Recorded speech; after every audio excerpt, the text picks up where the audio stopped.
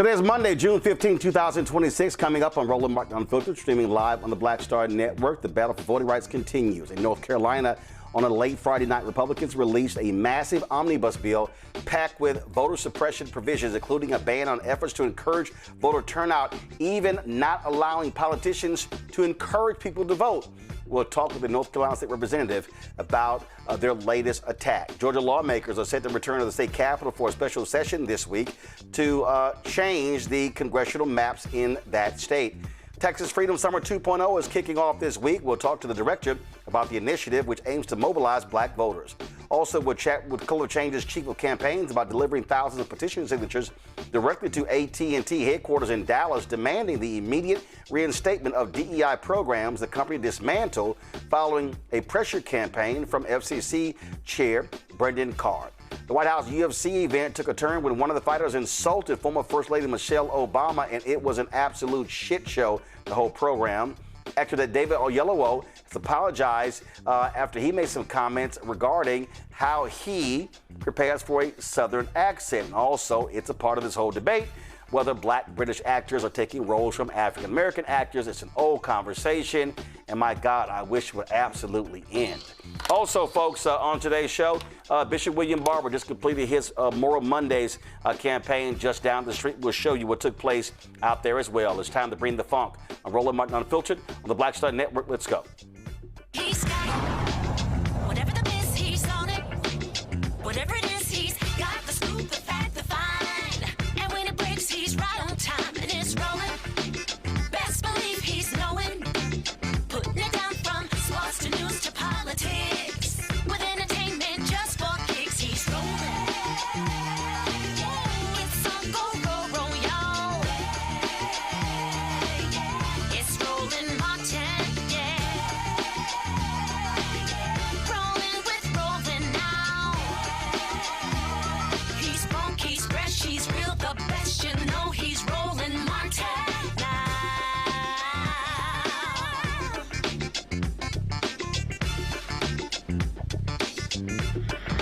Martin.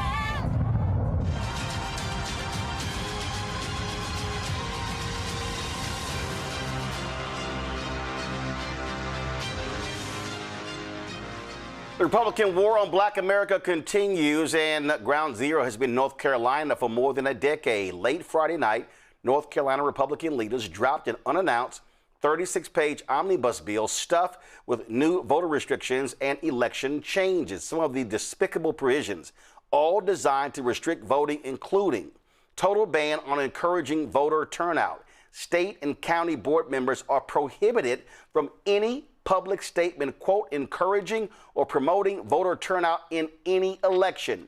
It grants the Republican state auditor total discretion to audit all machines, county offices, and personnel involved in any election.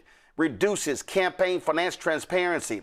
The bill significantly raises the dollar thresholds for required reporting of dark money contributions or media expenditures, waiving reporting for the rest. It requires voters to register with a political party a full year before voting in that party's primary election, up from 90 days. Total ban on any ranked choice voting in any primary or general election statewide, and it strips some overseas voters of their eligibility to vote in any state election. Partisan staffing changes. Up to 25 professional staff at the State Board of Elections will be changed from career civil staff to partisan political appointees. Joining me now is North Carolina State Representative Amber Baker. Representative Baker, glad to have you here. This is an unbelievably shameful bill. To say that you can't even encourage people to vote is absolutely a violation of the First Amendment. Absolutely. Absolutely, Roland. You know, we in North Carolina, unlike what's happening around the rest of America, our constituents and voters are struggling with higher costs with utility bills and rising gas costs and the cost of feeding families and the lack of workforce housing. And yet the Republicans are choosing to focus on election law changes and so close to the November elections. And additionally, this is not new for them, that they have a track record of trying to change election laws not too far from our general elections. Again, for folks who don't know, in November 2024, Democrats retained the governor's mansion. Democrats won lieutenant governor's race. Democrats won the attorney general's race, and also, I believe, the secretary of state's race, correct? Correct. So what Republicans did was they stripped the authority over state board of elections from the governor and secretary of state and gave it to the state auditor. And this is what Republicans have done when they have had a supermajority in the legislature. And these are the actions that they have taken repeatedly over the last 15 years. Mm-hmm. And they're also in lock-sync with what we're seeing in terms of trying to get access to our voters' social security numbers, which has nothing to do with people's ability to vote. They also are continuing to suppress the voters in terms of access. So as you mentioned at the top, people who are known, who work and serve overseas, but who have their base as North Carolina, but have never actually lived in North Carolina, which is legal because they are in the military. These folks are in jeopardy of losing their ability to vote as well. Okay, so right now, where does this stand? If I'm correct, they no longer have the supermajority, correct? Correct. We have it by one vote. We are able to sustain a governor's veto if Governor Stein chooses to veto this bill by one vote. But as you know, that can be problematic. So we have to make sure that we hold all of our votes. Well, on this particular issue. And what people don't realize is you had 3 Democrats who lost in the primary, and they're pissed off, and they could be problematic in terms of holding that veto. Absolutely. And one of those members is also on the Elections Law Committee, which I serve as the shadow chair for. And so we are scheduled to officially hear the bill in election law and reform in the morning. And there's not enough Democrats on that committee to kill it in committee.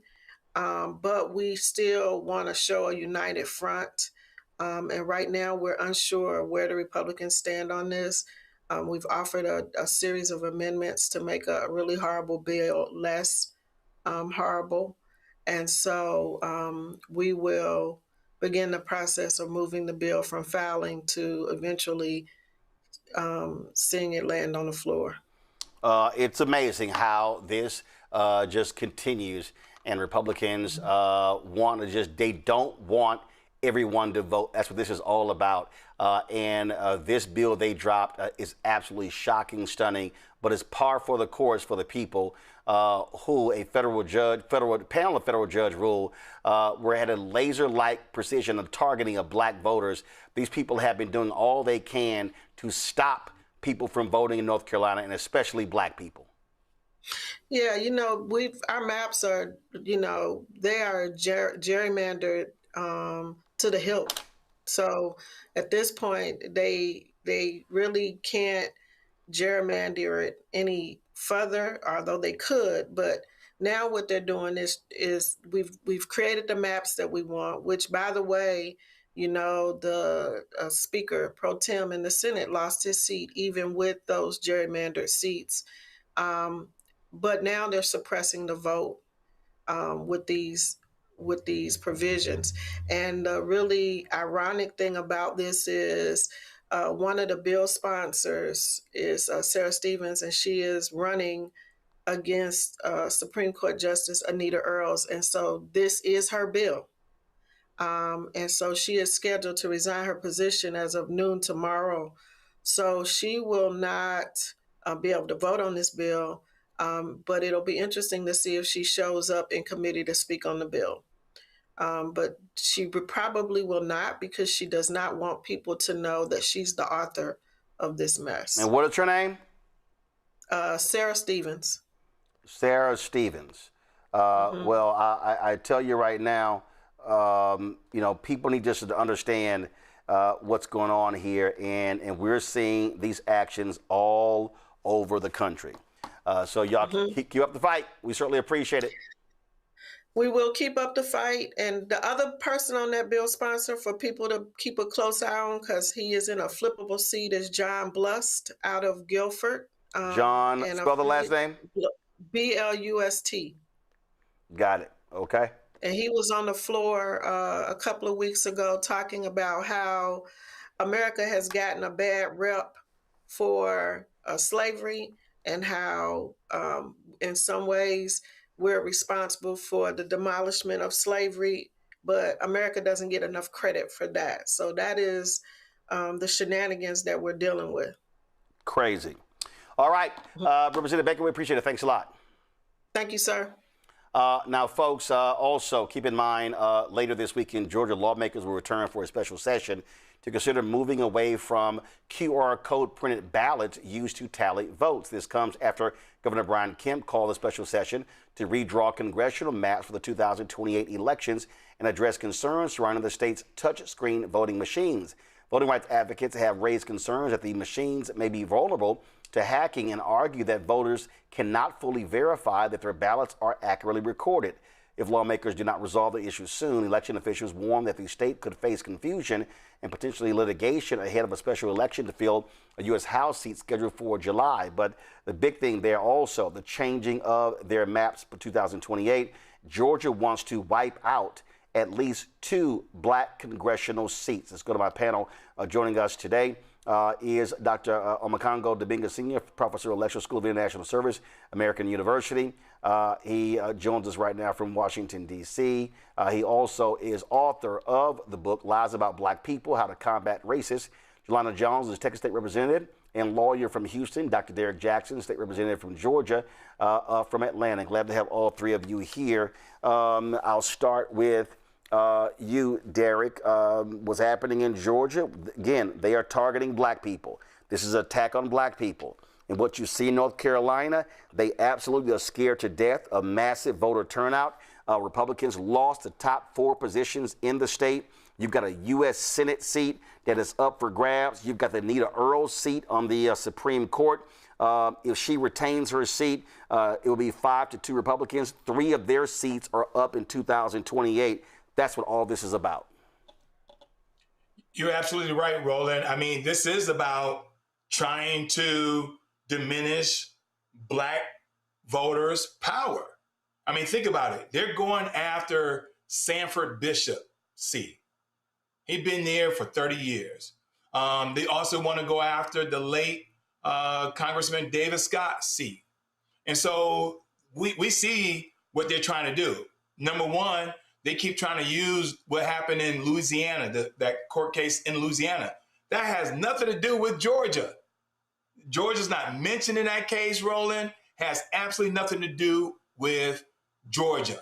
So it's wrong what they're trying to do. It's illegal because they're also saying, well, we have a legal right. No, it's not. We're not supposed to be here, Roland, until 2030. And so we don't even have current census data to redistrict and redraw these maps. And so the last, and I appreciate you having my dear sister from North Carolina.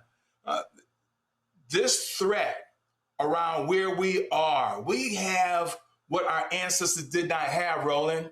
Because back when they created the Voting Rights Act, they didn't have not one black person in Congress, not one black person in the state legislature, not one. Not one. And so they're trying to roll back the clock from 1964 and 1965 to where we are in 2026. And so we cannot allow for this to happen. Our special session will start on June 17th. We're asking everyone near and far to show up and be that voice. We need to, this is not just about Georgia. This is about the South.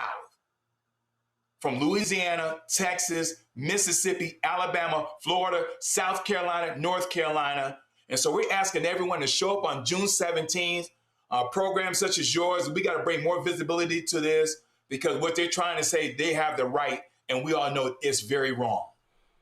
Jolanda, I'll go to you. Again, you have been part of these battles in Texas, and it is absolutely a Republican war on Black America. Well, they're trying to take us back to even before Jim Crow, but the bottom line is Trump controls the Supreme Court. The Supreme Court made it easier for them to disenfranchise us. And what you can see is Trump knows he's really messing up, as do his allies. So they have really lost their minds, and they are desperate, and they're trying in every state where they have somebody Republican who can do something to literally change the rules and confuse people before it's time for them to vote. And quite frankly, with the racist gerrymandering where they've cracked and they've packed us, in other words, they've taken Black people where we were concentrated and could control the outcome of an election and divided us up to weaken our concentration. So the only way for us to overcome this is to go out and vote during these special elections during November like we've never voted before, because this literally is going to determine how far we are able to go in the future and whether we will continue to have rights, because our kids have less rights than we do, for sure. And so that's what the Calais case in Louisiana was. It was so that the Republicans can do exactly this, because the Supreme Court has no legitimacy. It is absolutely the voting piece for the president. And it's my understanding that this just came out on Friday. What's today, Monday? So people had to be working to try to figure out how to stop this. But the only way, again, for them to be able to stop anything in Georgia is to go out and vote. And I know we're not talking about like them saying you can't tell anybody when to vote. That violates the First Amendment, first and foremost. So I think that people need to tell them anyway when it's time to vote, and like all day, every day, clearing calls in Black newspaper and Black media on here rolling and everywhere else, so that Black people know when it's time for them to go vote, because we will be worse than Jim Crow if this is able to go forward. And it's unacceptable. It's unconstitutional. It's illegal. We are under attack, and we better start fighting back, because if we don't, they're going to drag us back into slavery. Ome Congo, I've been saying over and over and over again for years, the only way to stop these people is at the ballot box, and that requires a massive, massive Black voter turnout. Absolutely. And without the vote, we're nothing. I'm going to add another piece that is not as important as voting, but is like 1A or part 2. That letter that the CBC wrote to these companies, we have to continue to demand that these companies answer and let them know that there's going to be real consequences if they do not. They got their money that they're giving to the ballroom. Some of them sponsored these UFC bouts that happened over the weekend. I know we'll get to that later. And some of these and all of these politicians in these states are being funded by somebody as well. And that's another area that we need to do more to speak up on, to let some of these companies know that we can really start to, if we really come together and get organized, we can shut them down as well. So the political piece, the voting piece is number one, first and foremost. We all have said that here, but there are other ways that we can be strategic about it. In the same way that you talk every week about our Black dollars and the power that we have in our community, in the same way that the CBC wrote that letter saying, hey, you organizations got to speak up, we need to put more pressure on them. I saw Angela Rye doing a video about that last week when she was like, people are cowering out, they're speaking up, they just want to protect, they're not speaking up, they just want to protect their checks.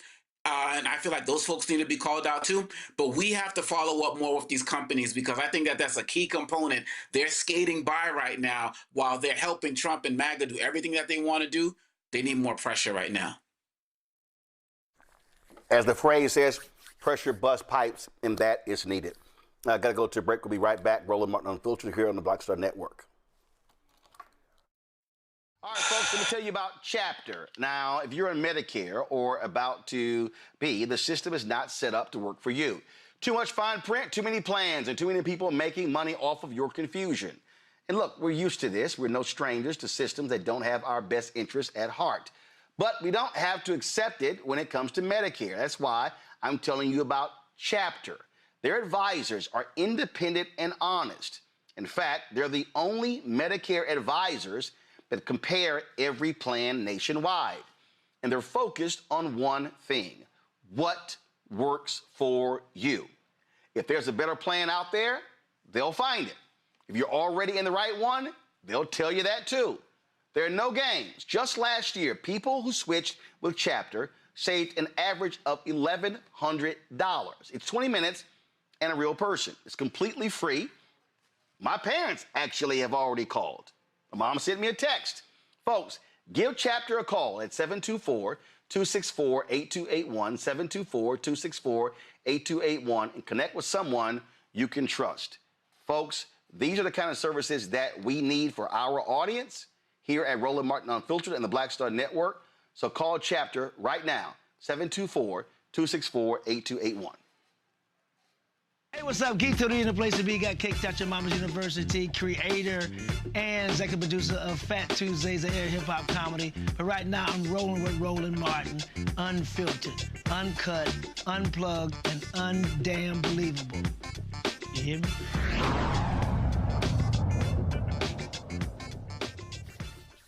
Last night, a despicable thing happened in the nation's capital. Donald Trump literally turned the White House into a trailer park. UFC had their so-called UFC 250 fight that was a spectacle. And remember, the word spectacle doesn't mean that's a good thing. It was pathetic to see this take place on the White House lawn. 4,000 people who were invited to witness this. They had the whole military flyover, all of the imagery, all this crap. Really, what it was a way for Donald Trump to throw himself an 80th birthday party. It was just unbelievable. And remember, these Republicans, remember when they criticized President Obama for adding basketball goals to the White House tennis court? These fools had this ring erected, and it took more than a month to actually have it erected. And it was somewhat delayed by storms in the nation's capital. I wish it was delayed completely. Now keep in mind, Donald Trump is an investor in UFC parent company. This was streamed on Paramount Plus.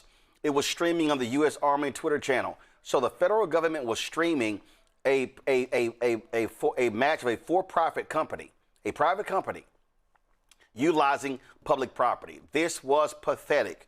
And of course, after this idiot Josh Hokett, who at his weigh-in showed up drunk, spitting on himself, it's no shock that after praising God, he would insult former First Lady Michelle Obama. Hey, shout out to Trump for having the balls to put some shit like this on. And if I'm gonna say anything, there's only one person more incredible than the Incredible Hulk, and that's my Lord and Savior, Jesus Christ.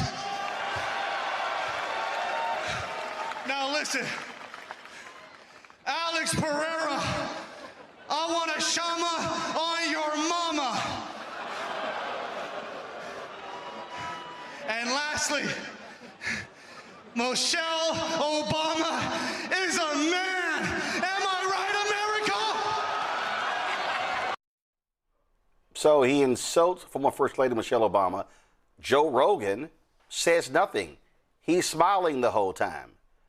All y'all black people who watch and listen to Joe Rogan, you should be ashamed of yourself for that. That's what that was all about.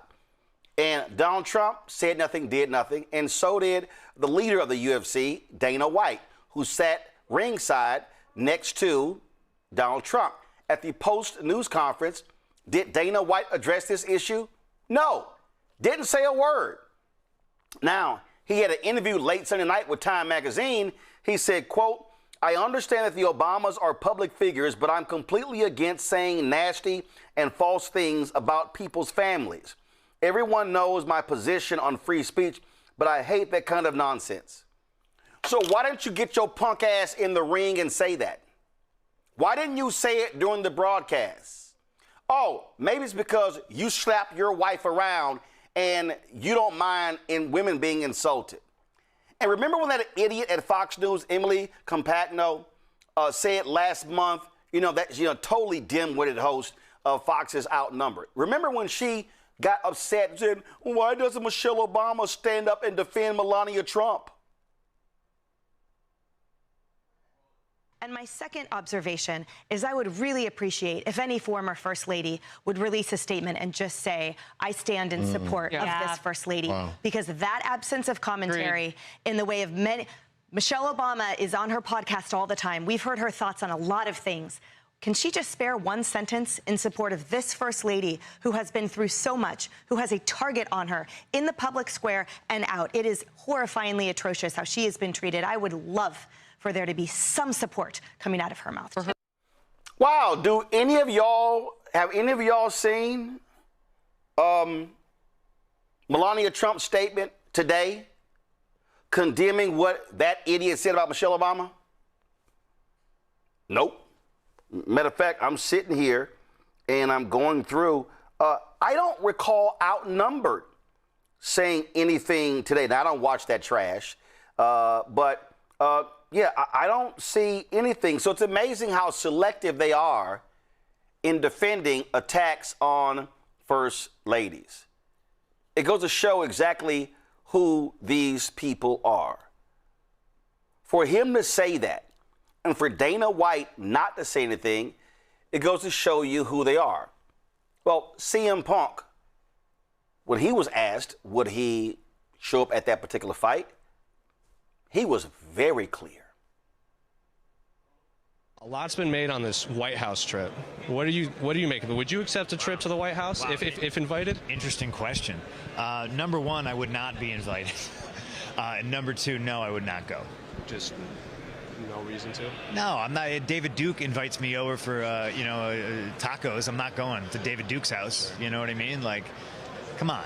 Let's call it like I see it. Sure. You know, racist is a racist. I don't care if you're in the White House or, you live down the street from me. Like, I'm not hanging out with you. See, that's what happens when you have integrity. Sean Strickland, UFC champion and American, was not invited to this big celebration. He went on social media and said it was because of his prior criticism of the state of Israel. Well, he showed up anyway to the big party they had out at the Lips. And so check this, roll of video. Everybody relax. Everybody relax. Be cool. Be cool. We got to make it to the stage so we don't die. Be cool. Yo, Sean. My dog. Don't say anything racist. I'm on live.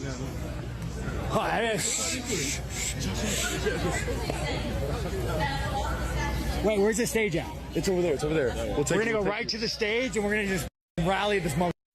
Oh, it's Strickland right here, baby. Hey, sir, relax. Watch out. Relax. No, just watch. I got you. We're covered. Relax. Everybody cool now. Okay. I'm trying to cover you. Are you live? Watch you get everybody, get back. Hey, everybody get back. Sean. Oh, shit.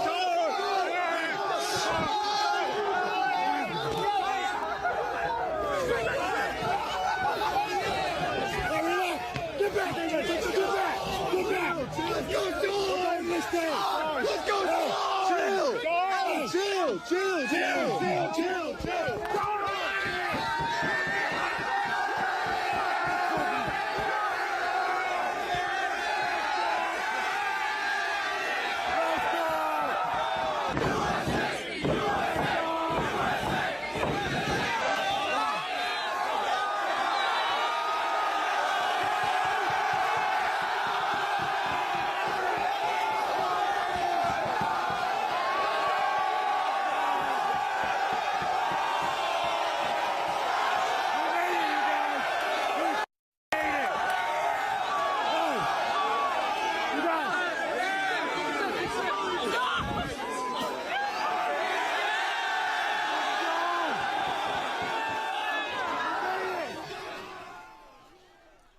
All right, you guys be cross-rolling another video.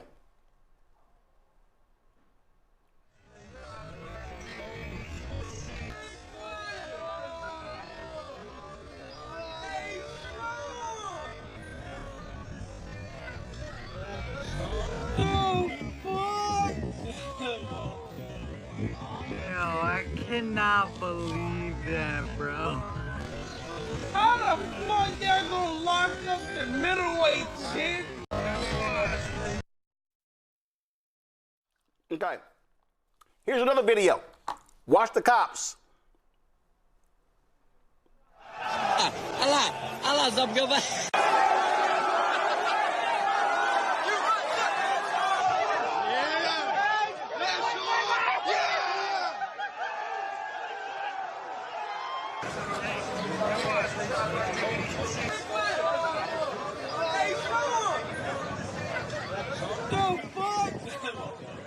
I cannot believe that, bro. How the fuck y'all gonna lock up the middleweight chick? Pretty sure I didn't break them all. Like, I'm pretty sure. But might be going to jail. So, let me explain something to y'all. It wasn't ticketed at the fan deal. Open to the public. Strickland shows up. Oh, they said, nah, you critical of Israel, which means Trump, you gotta go. I guess Dana White doesn't really believe in free speech, does he? Let's go to my panel, get their thoughts on the pathetic display of ignorance that we saw this weekend. Omekongo, you first. Ooh, man, it really ties into my last segment, comment about first of all, the White House and the entire administration just being for sale. And I talked about the sponsorship. Yes, you talked about Trump being invested in this, and he's talking about, leaving it up there. And the fact of the matter is that this is a fundamentally violent man who believes in violent demonstrations. And this is why we got the insurrection, which he was a fan of. This is why when Rob Reiner was killed, he was talking about, I didn't really like him. He is just a violent man and gets off on violence. And he threw all to this party, taxpayers' dollars, just to get there and fall asleep. And one thing that is not being talked about enough is the way that the military was utilized and disrespected. In order to be there, the military that were called, you had to have a certain height and weight requirement and waist requirement as well. When you see somebody who has a certain, I know Representative Jackson knows this better than I do. When you have a certain type of recognition, you're supposed to get saluted when you're walking down. And so, these soldiers who are walking down with these martial arts fighters, and people thought that the military was saluting these martial arts fighters, but they were saluting, the members of the armed forces who were escorting them down there. So it was just disrespectful. He disrespected our military and cost the taxpayers millions of dollars, all for what? All for this. And then to have that racist remark at the end, this shows exactly who they are. Just like the commentator said, or the guy you showed, I'm not going to go and hang out with a racist. I'm just not going to do that. And we don't have enough people who have that type of gumption to be able to call that out. And lastly, Joe Rogan, you're a coward. 100%. And there's no way in hell I would have attended that crap. And there's some black folks I know who did, and that's pathetic as well. Jolanda, your thoughts about the just ridiculous and utter display and a waste of taxpayer dollars. Security alone, Washington, D.C. is going to have to get paid back about $12 million as a result. That's what it's going to cost taxpayers for that crap that took place 2 blocks from here.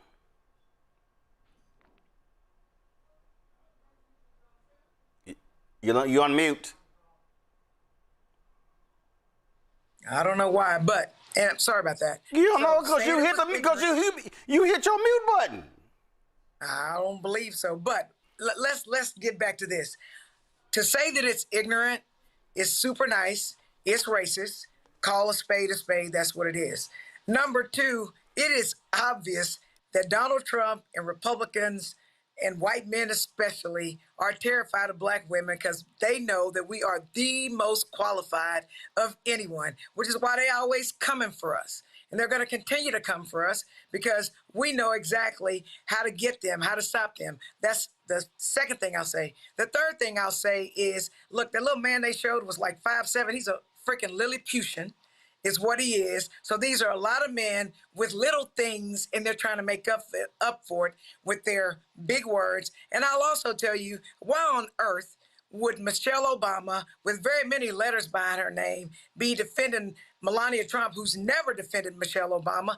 And Michelle Obama ain't never had to take her clothes off, ain't never had to strip for nobody, ain't never had to take no naked pictures and be able to come up in this world. And Melania Trump has. And so Melania Trump is a, I guess, pretty face if you like them looking like that. And that's how she got to where it is she is. But you know what? They're going to keep coming after President Obama and Michelle Obama because they don't have anything better to do and they have nothing substantive to criticize us for. And the fact that Donald Trump gets to commingle private funds with public funds is illegal. And when he gets out of office, we need to go after him and put him under the jail, which is exactly where he deserves to be. And we need to cancel every black person that was at that event. And black people do not need to watch WWF or whatever the hell it is, because it's racist as well. I'll tell you this here. This was altered in Photoshop on social media. That was not the shirt that Sean Strickland was wearing, but hey, it's also true. Trump is in the Epstein files, Derek. You know, this is grounds for impeachment. Let's just start there. This is grounds for impeachment. The Congress need to do their job and start this impeachment process right now. I read something earlier today, Roland, that this individual that's occupying the Oval Office, since he's been in for his second term, has enriched his family $3.4 billion. Now, a lot of folks will ask, well, how is that so? Well, this is a great example. Pay-per-view, he's part of that. He got some of those dollars. But I just want to address the military piece. As one that served this country for 22 years, I just posted the late, great Brigadier General Charles McGee. He's the last of the Tuskegee Airmen. He was 102, served this country. And when I watched those 12 jets that was part of this process, this is not a $5 million jet. Those jets each cost closely $50 million apiece. So when you start talking about the misuse and abuse of our military personnel, those who serve, those who no longer serve, those who are retired, and they serve this country, some of them gave their last breath, and you got the person that's referred to as the commander-in-chief, this is grounds for impeachment. And there were also 3 brawls that took place on the ground of this Rose Garden. They didn't want to talk about that neither. Fights broke out. And so we just got to make sure that this most despicable and disgusting, while they keep talking about the celebration of America in the last 250 years, yeah, we got to talk about the triumph, but we got to talk about the tragedy too. We got to talk about those who serve this country. And it's just despicable that this person that referred to himself as the commander-in-chief treated this country and continues to treat this country in the most demeaning way. And then last but not least, you know, Malcolm X said it best. He said the most disrespected person in America is a black woman. The most unprotected person in America is a black woman. The most neglected person in America is a black woman. So for him to come out and to say what he said about Michelle Obama, the one that occupied that White House for 8 years, scandal-free, and there's no response to it. There's no response from the current First Lady that's there. And so I'm beside myself right now, Roland, because it's incredulous to me. Mm-hmm. It's incredulous to me. Yep. Well, and this country too. Well, don't forget. Don't forget. This is what another UFC fighter, Bryce Mitchell, what he said last week when he was asked about this pathetic event that was staged at the White House. And again, they kept saying that, oh, UFC is covering all costs. No. Taxpayers also funding some stuff as well. Go. I'm an economics major. I love studying politics on the political side of things, not the UFC's business. That is, of course, they're going to say yes to it. But what I think personally is that our government is desecrating its role in society by entertaining sports. Our government is to protect and serve the people, and really should be as minimal as possible. And when you're doing all of this stuff, hosting sporting events, it's really outside of what the goal of the government was intended to be, because our tax dollars and resources are funding this operation. And like I said, I'm not criticizing the UFC. I love Dana, I love Hunter, I love Sean, Mick, I love all of them, and it's an amazing thing. It's a once-in-a-lifetime thing. but the government should never be hosting sporting events because there's more room for corruption, and we already have a corrupted government. And so that's my thoughts on it, is that the government is supposed to protect us, not entertain us. Yeah, he absolutely spoke truth there. See, what you have to understand, you're also dealing with just complete hypocrites and idiots on the right. Glenn Beck, at one time, who said that it would be an abomination. There's no way in the world that he could ever support Donald Trump. Oh, and then he turned into the second biggest Trump ass kisser behind South Carolina Senator Lindsey Graham. This is the same person who decried, who just trashed President Barack Obama for sitting down and doing interviews with YouTube creators. This is how he felt about the UFC fight at the White House.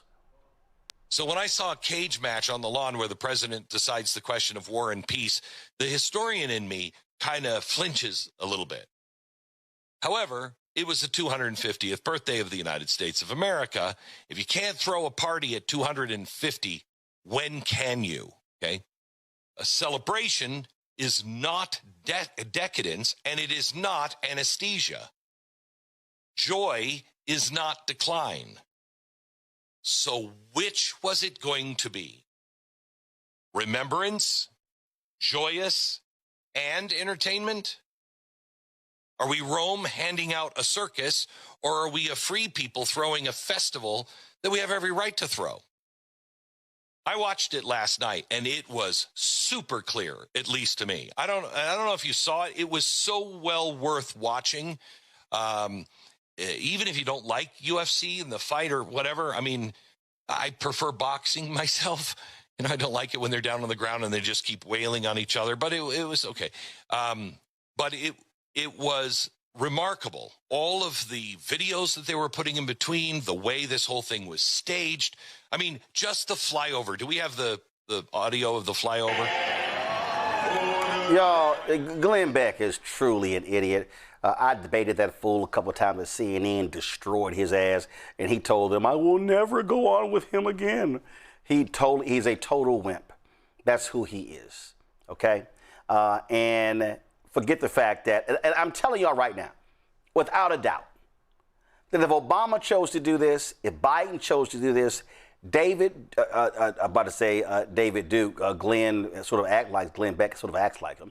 Glenn Beck, all the right-wing Fox News, they would be beside themselves. They would be beyond angry at any of this going on. The fiscal conservatives would be running amok. This is a waste of taxpayer dollars. But it also was partisan. At the little fan fest thing, whatever they had on the mall, they were literally running loops of commercials for Turning Point USA. This was not about America 250th anniversary. This was a birthday party for Donald Trump. Pure and simple. And it was utilizing public property, the White House. It was utilizing your money to do so. And it goes to show you who these people are. They are corrupt. They are evil. They are despicable. And those three words completely define the Donald Trump administration and Donald Trump himself. I'll be right back. Roland Martin Unfiltered on the Black Star Network. Support the work that we do. Join our Bring the Funk fan club. If you want to contribute via Cash App, use a Stripe QR code. You see it right here. If you're listening, go to blackstarnetwork.com. It's also for credit cards. Checks and money order. Make it payable to Roland Martin Unfiltered, P.O. Box 57196, Washington, D.C. 2003-7-0196. PayPal's R Martin Unfiltered, Venmo RM Unfiltered, Zelle Roland at RolandSMartin.com, Roland at RolandMartinUnfiltered.com. We'll be right back. All right, folks, let me tell you about Chapter. Now, if you're on Medicare or about to be, the system is not set up to work for you. Too much fine print, too many plans, and too many people making money off of your confusion. And look, we're used to this. We're no strangers to systems that don't have our best interests at heart. But we don't have to accept it when it comes to Medicare. That's why I'm telling you about Chapter. Their advisors are independent and honest. In fact, they're the only Medicare advisors that compare every plan nationwide. And they're focused on one thing: what works for you. If there's a better plan out there, they'll find it. If you're already in the right one, they'll tell you that too. There are no games. Just last year, people who switched with Chapter saved an average of $1,100.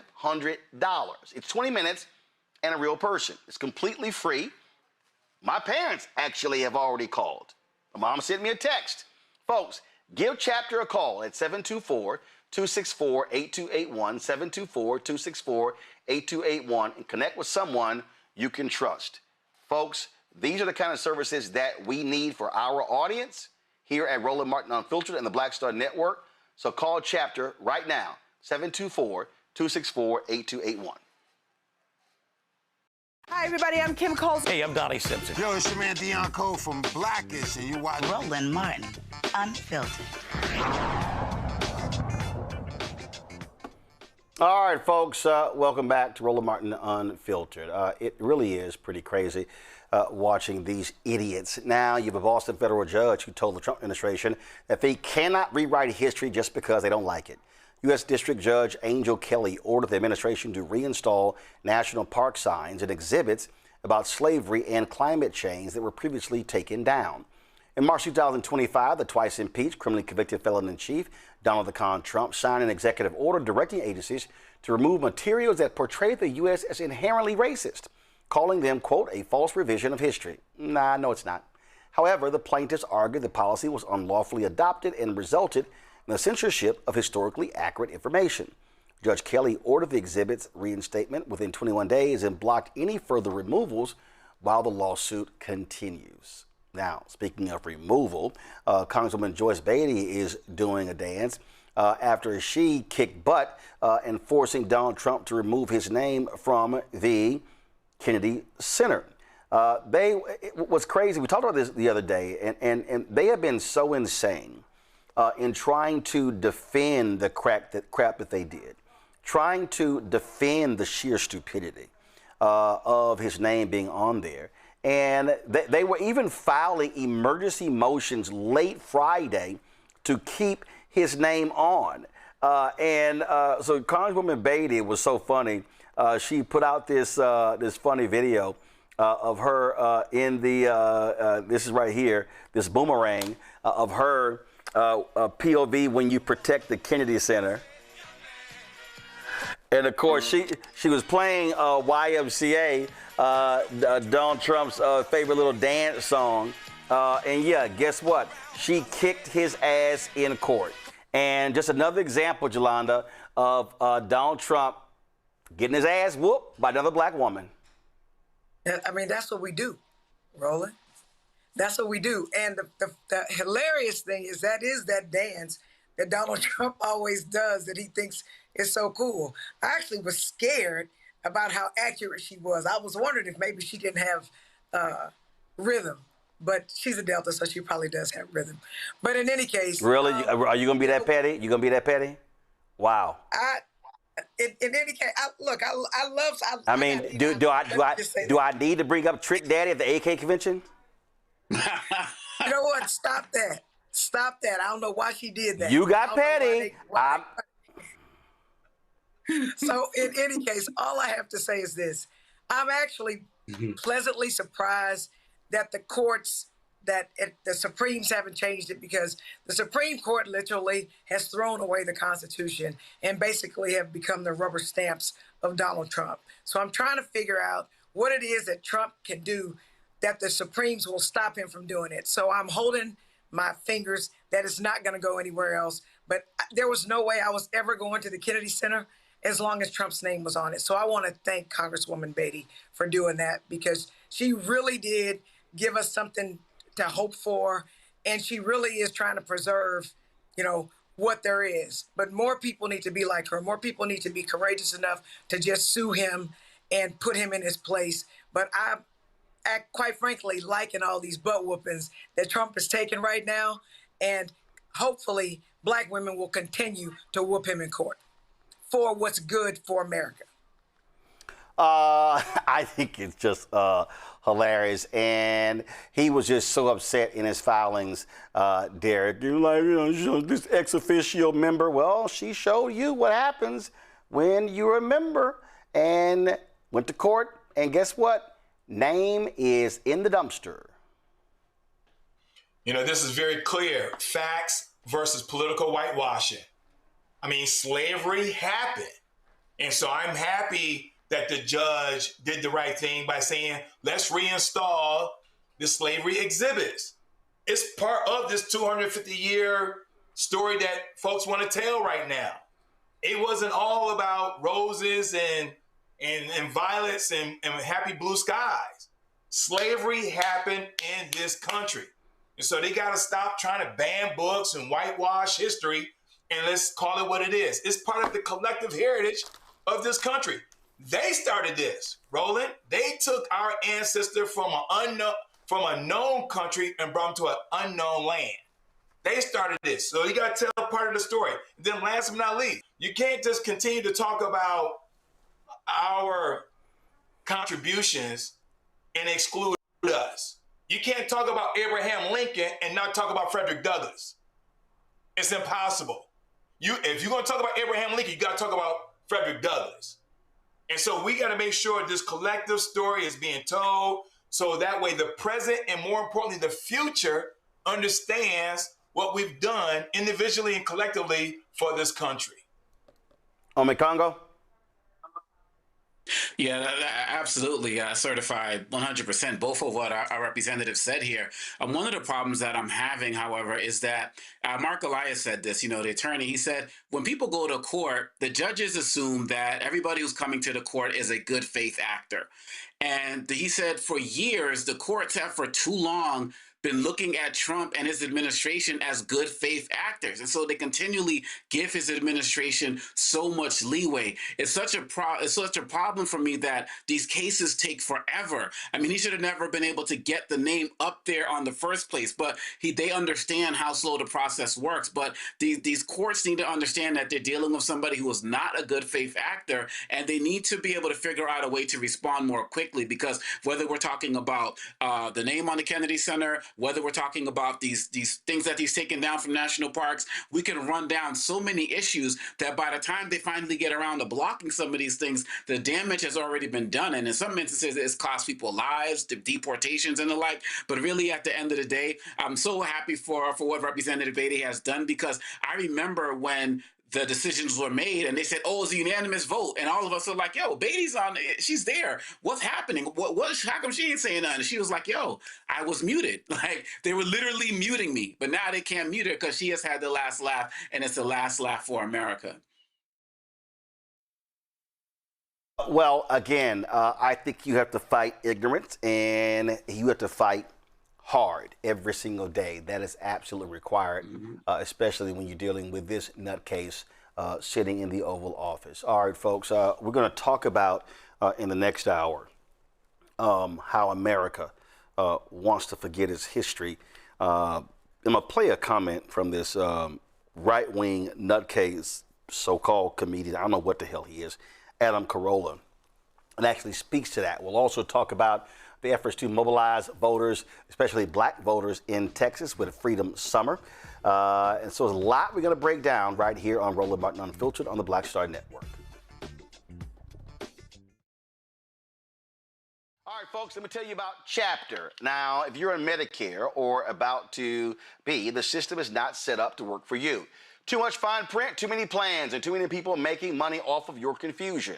And look, we're used to this. We're no strangers to systems that don't have our best interests at heart. But we don't have to accept it when it comes to Medicare. That's why I'm telling you about Chapter. Their advisors are independent and honest. In fact, they're the only Medicare advisors that compare every plan nationwide. And they're focused on one thing: what works for you. If there's a better plan out there, they'll find it. If you're already in the right one, they'll tell you that too. There are no games. Just last year, people who switched with Chapter saved an average of $1,100. It's 20 minutes and a real person. It's completely free. My parents actually have already called. My mom sent me a text. Folks, give Chapter a call at 724-264-8281, 724-264-8281, and connect with someone you can trust. Folks, These are the kind of services that we need for our audience here at Roland Martin Unfiltered and the Black Star Network. So call Chapter right now, 724-264-8281. Unplugged and undamn believable. You hear me?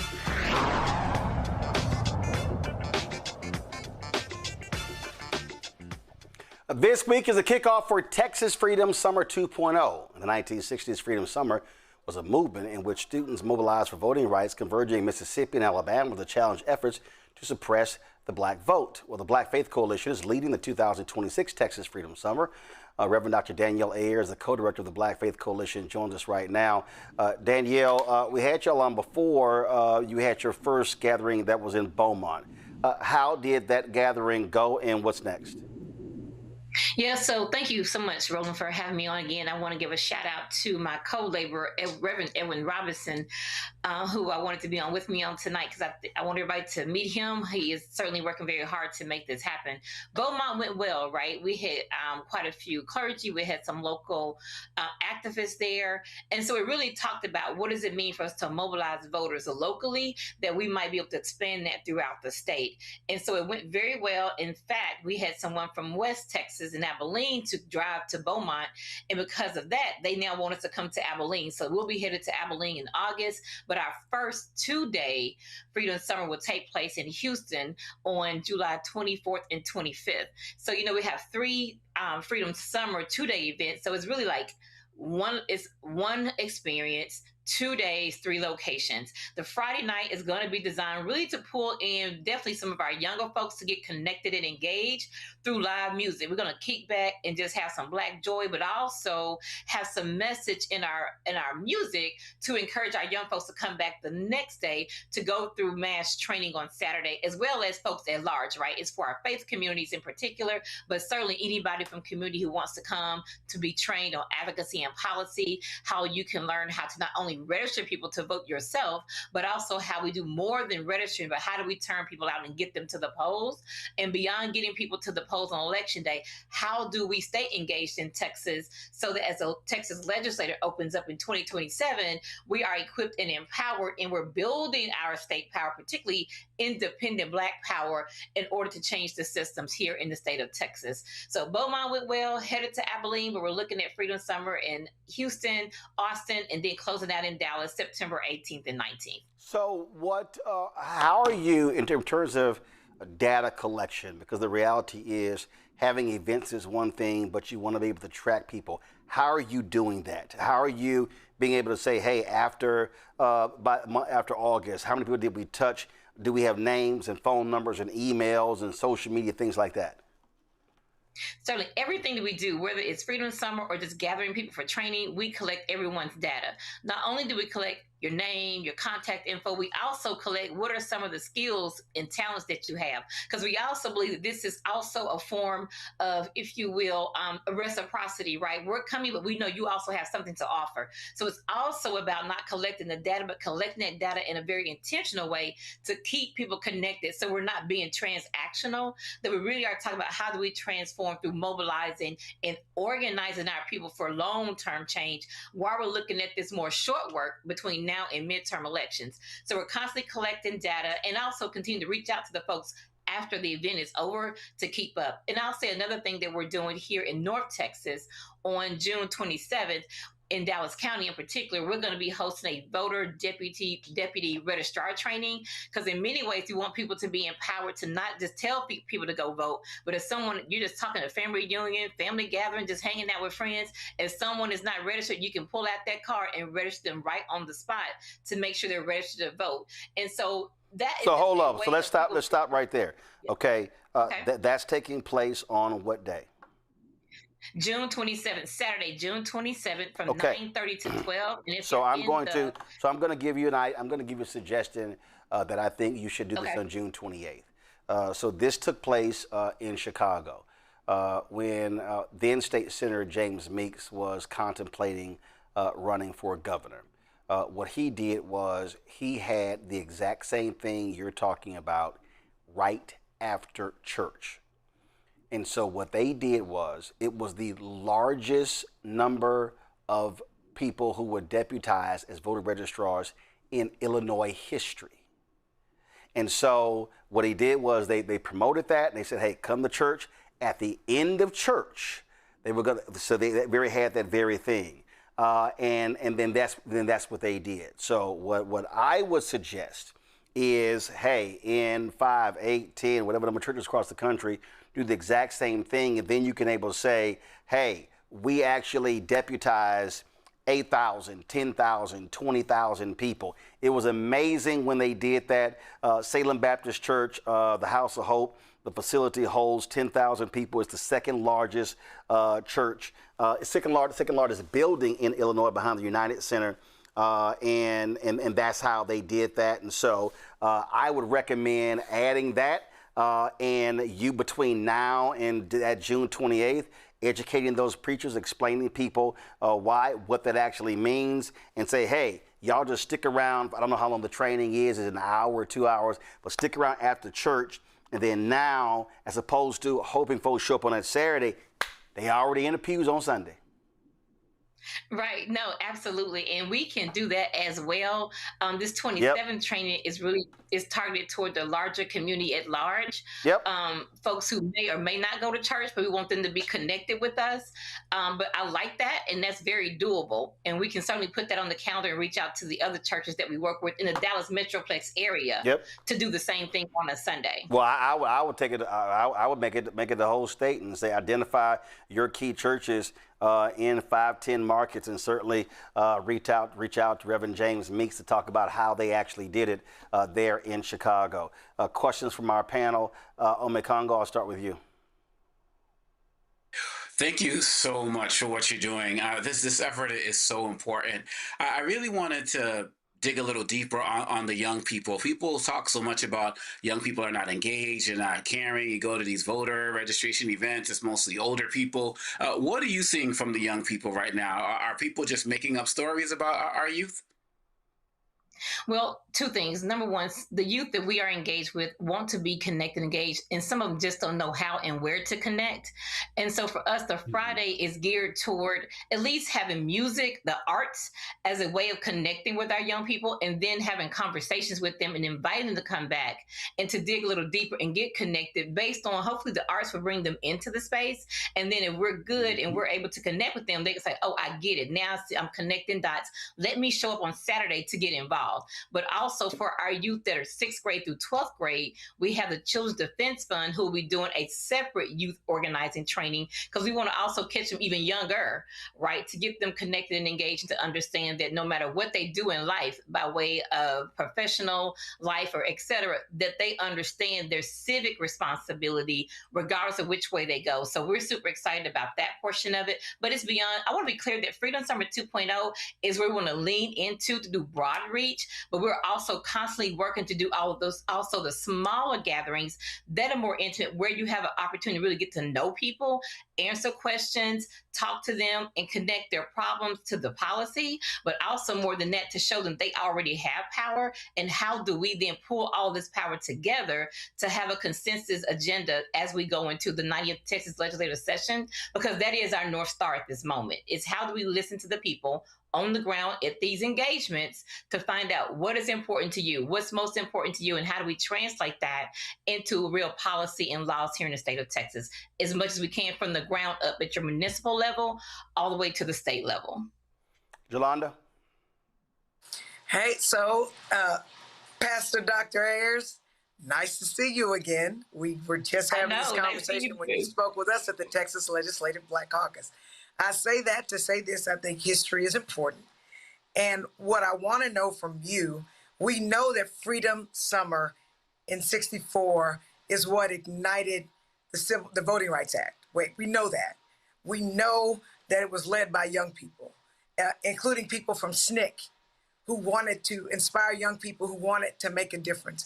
My question to you is, during Freedom Summer, I know we're going to have music, because you can always get some kids to go to a concert. Are you going to have some connect the dots where you explain to the kids, because I believe that imitation is the highest form of flattery. And so you are imitating what was very successful in '64. Are you going to explain to them the connection so that they can feel a part of history if they want to be there. Because I know as I was reading about the civil rights movement, which I wasn't alive yet in 1964, and I always said, if this were going on when I was alive, I know I would be there. Are you going to do that connection for the young people so that they can see that they can actually make a difference?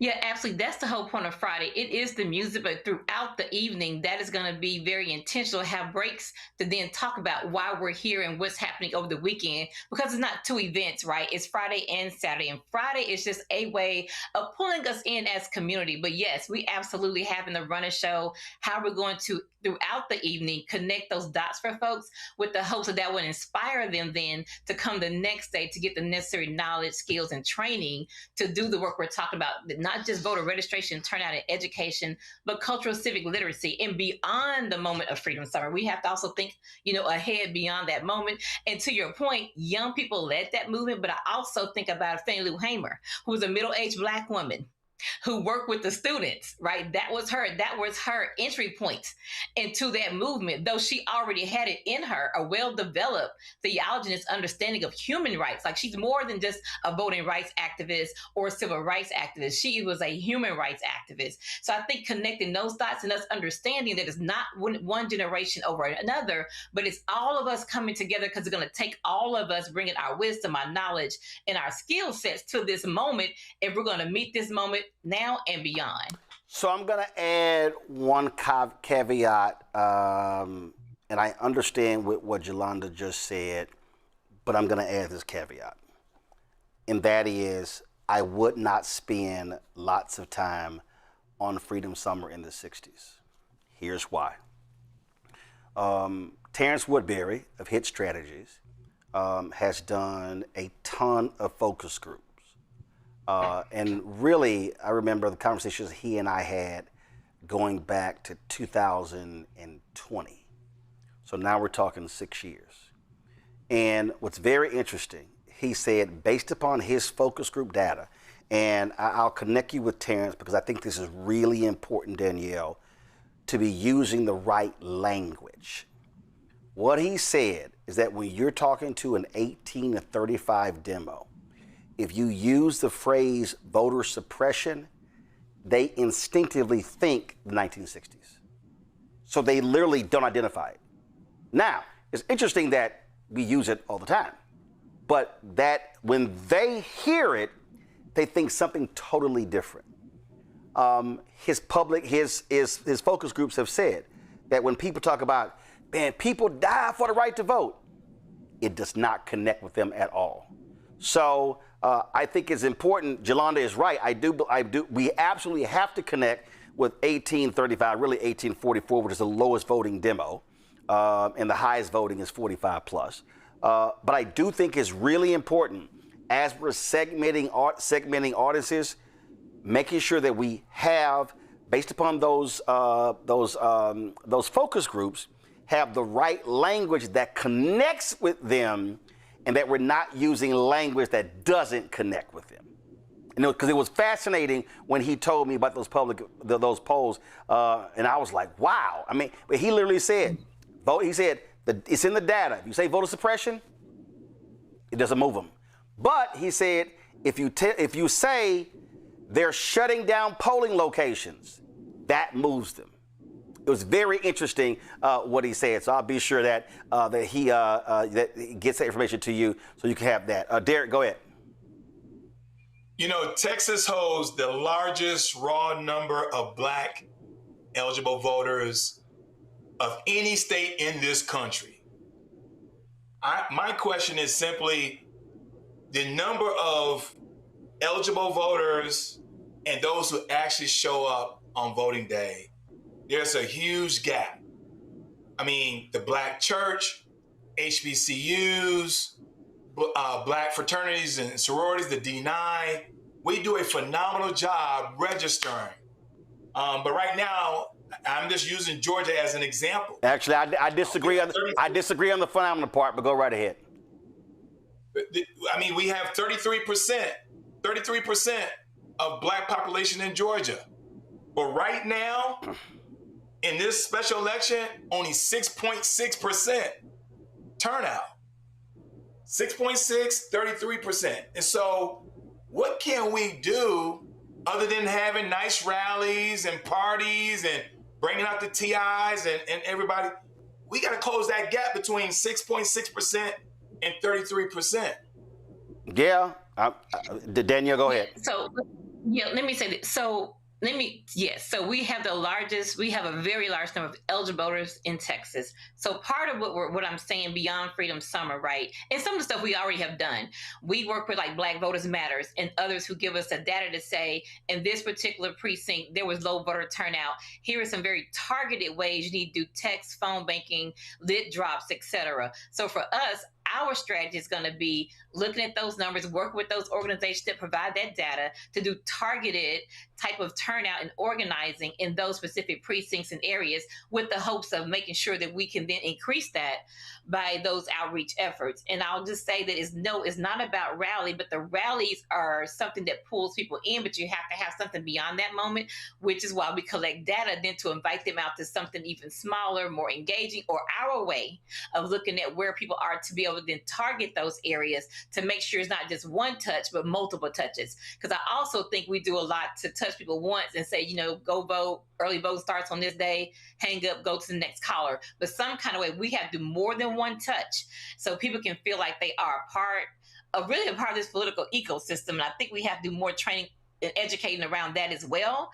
That is not just voter engagement that's critically important, but beyond that we have to understand that impacts other things in the political ecosystem, whether that's policy, whether that's people who are appointed to federal judges, to judge positions, etc. So I think it's a whole program that needs to happen beyond voting. But to answer your question, how we plan to do it would be to work with those orgs that give us that data to know where do we target our efforts, and then how many times do we feel we need to have touches in connecting with people so they can go up to the polls and vote. And again, I think you have to do something beyond just getting them to the polls in November. They have to feel like they're a part of something to keep doing the work. So we're not always talking about low voter turnout. We're not always talking about what do we do to make sure people go to the polls and vote. She nailed it. And see, Derek, and I'm just going to say this here, and listen, you know what? Having a concert, that's great. Doing big rallies, that's wonderful. But as somebody who has covered those, I'll be perfectly honest with you. I think how they are done is a complete waste of time and money. They are. Now, imagine this. Imagine if you had a concert and the concert wasn't in the evening, the concert wasn't in the early afternoon. Imagine if your concert was at 9 or 10 a.m. and you said, we're going to gather, rally, and then when the concert's over, we're going to block walk. See, the model that you're talking about, and this is why I believe the old model has been failing, is because, and I've watched this, I've watched the massive rallies with Vice President Kamala Harris. We covered many of those. I'm sorry. I just think they absolutely, perfect example, the night before the election, the obscene amount of money they spent on the rally in Philadelphia and the simultaneous rallies in the other cities and states, to me, was absolutely stupid. Imagine if the money spent on those rallies was put on the ground for the final 72 hours of the election or the previous 2 weeks when you had early voting. And to me, that's where we're missing. Danielle is 100% correct. In 2024, I was in Cincinnati, and I stopped at a black restaurant, because whenever we travel, we support black-owned restaurants. And I ran to a frat brother of ours, and he said, brother, we're going to do voter registration at the Bengals game. I said, why y'all doing that? He said, what do you mean? I said, why would you waste 3, 4, 5 hours to go do voter registration at the Bengals game? How many people are you going to come through there who are likely not registered? I said, doesn't it make sense, brother, to go down to the Board of Elections and get the last election information on the top 10, 15, 20 black precincts, and then pour over that data and then say, okay, this weekend we're going to canvass door to door in this precinct? And he said, we can do that? I said, yes, the data's public. You can do that.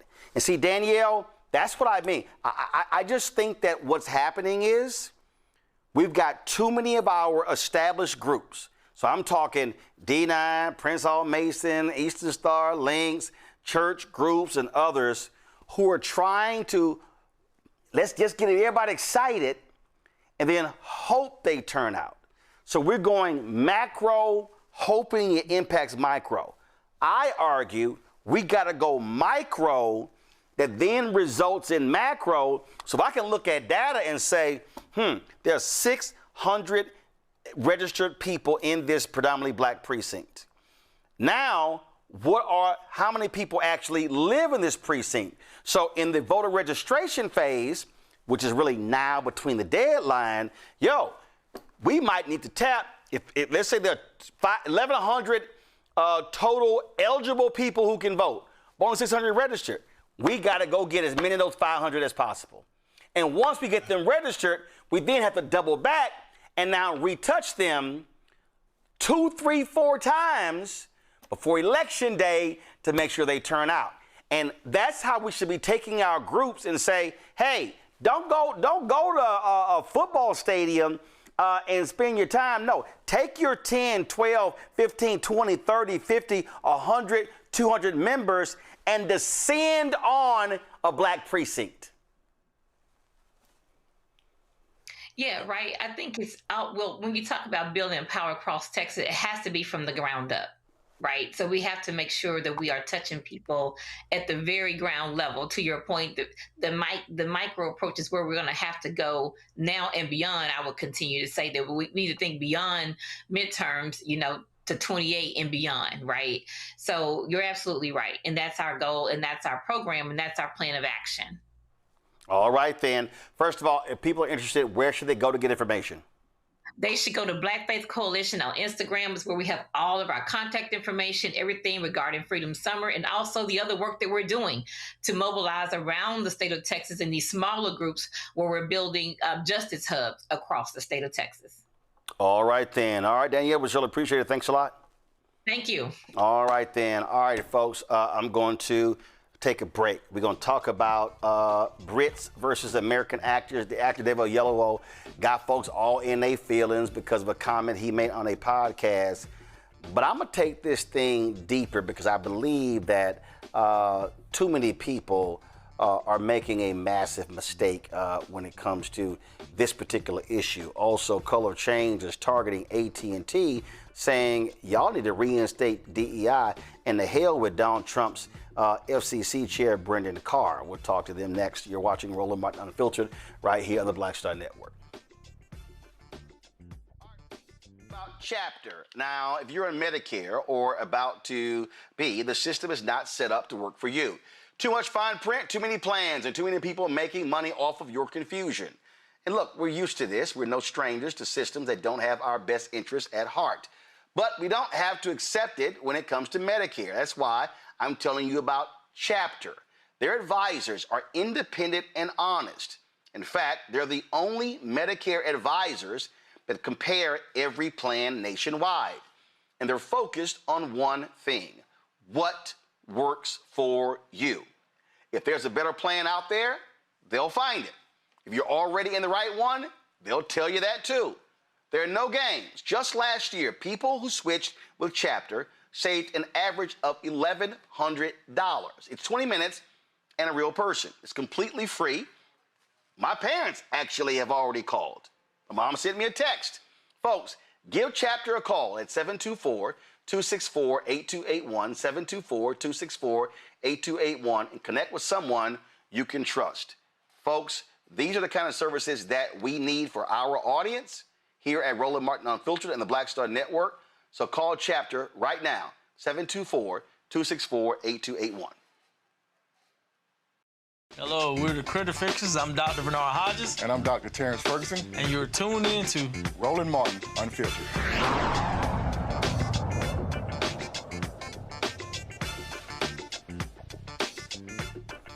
Folks, time for Black Star Network headlines with Brittany Noble. Jury selection started today for a white man who gunned down 10 black people in a racially motivated attack in Buffalo, New York at a supermarket.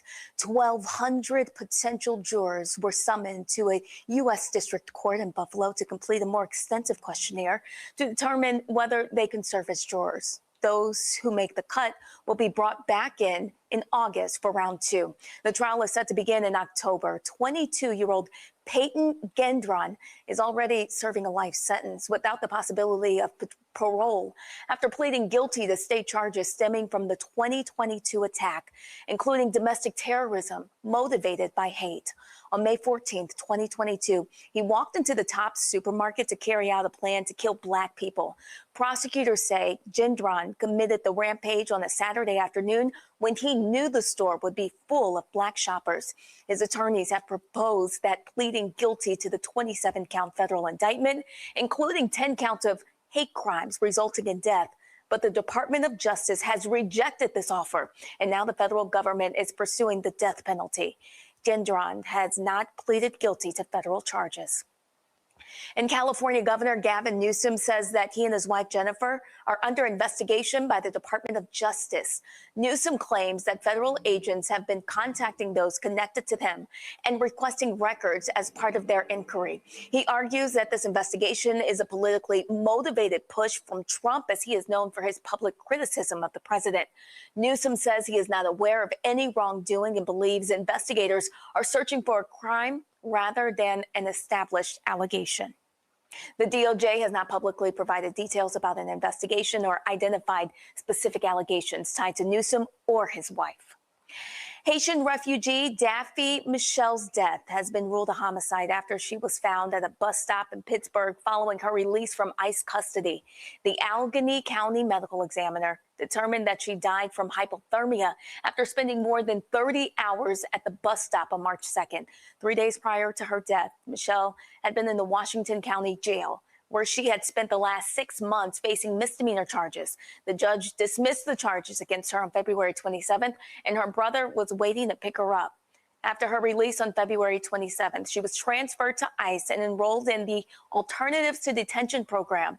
Her family was not informed that an ICE detainer had been placed on her life. Michelle was in process at the ICE Enforcement and Removal Operations Office and released with an ankle monitor on the same day. And on March 3rd, ICE received a notification indicating that her ankle monitor had been tampered with. ICE officers went to the last known location, according to the GPS system, which was the county medical office. And upon arrival, local staff refused to cooperate or speak with ICE federal law enforcement. Instead, the officers had to contact the U.S. Marshal Service, who were allowed entry into the building and were given the severed ankle monitor. However, local staff refused to provide any information to the U.S. Marshals about Michelle's condition. ICE was never officially notified of her death and learned about it through media reports, as the local county refused to communicate with federal law enforcement. In Canada, 16 officers with the Montreal Police Department are under investigation after being accused of racist conduct. The investigation started in March after fellow officers claimed that they unfairly targeted black people. Some incidents included collecting pieces of black men's dreadlocks to keep as trophies and making racist remarks. On Friday, Montreal Police Chief Fatty Daffner said 2 of the officers have been suspended while the other 14 officers have resigned. Montreal Mayor Sorora Martinez Ferreira said the Minister of Public Security has been made aware of the situation and that they are now working together to have body cameras issued to the department. All right, folks, be sure to watch The Breakdown, Brittany Noble, every day, noon Eastern, right here on the Black Star Network. Again, The Breakdown, Brittany Noble, every day, noon Eastern, right here on the Black Star Network. All right, folks, coming up next, we'll talk with Color Change about their petitions being sent to AT&T to reinstate DEI. You're watching Roland Martin Unfiltered on the Black Star Network. Support our work. Join our Brina Falk fan club. If you want to contribute, you use the Cash App. Via Cash App, use Stripe QR code. You see it right here on the screen, or go to blackstarnetwork.com, or send checks and money order to P.O. Box 5. First of all, make it out to Roland Martin Unfiltered, P.O. Box 57196, Washington, D.C. 20037-0196. PayPal's R Martin Unfiltered, Venmo RM Unfiltered, Zelle, Roland at RolandSMartin.com, Roland at RolandMartinUnfiltered.com. We'll be right back. All right, folks, let me tell you about Chapter. Now, if you're on Medicare or about to be, the system is not set up to work for you. Too much fine print, too many plans, and too many people making money off of your confusion. And look, we're used to this. We're no strangers to systems that don't have our best interests at heart. But we don't have to accept it when it comes to Medicare. That's why I'm telling you about Chapter. Their advisors are independent and honest. In fact, they're the only Medicare advisors that compare every plan nationwide. And they're focused on one thing: what works for you. If there's a better plan out there, they'll find it. If you're already in the right one, they'll tell you that too. There are no games. Just last year, people who switched with Chapter saved an average of $1,100. It's 20 minutes and a real person. It's completely free. My parents actually have already called. My mom sent me a text. Folks, give Chapter a call at 724-264-8281, 724-264-8281, and connect with someone you can trust. Folks, these are the kind of services that we need for our audience here at Roland Martin Unfiltered and the Black Star Network. So call Chapter right now, 724-264-8281. What's up, y'all? This is Wendell Haskins, a.k.a. Win Hogan at the Original T Golf Classic. And you know I watch Roland Martin Unfiltered.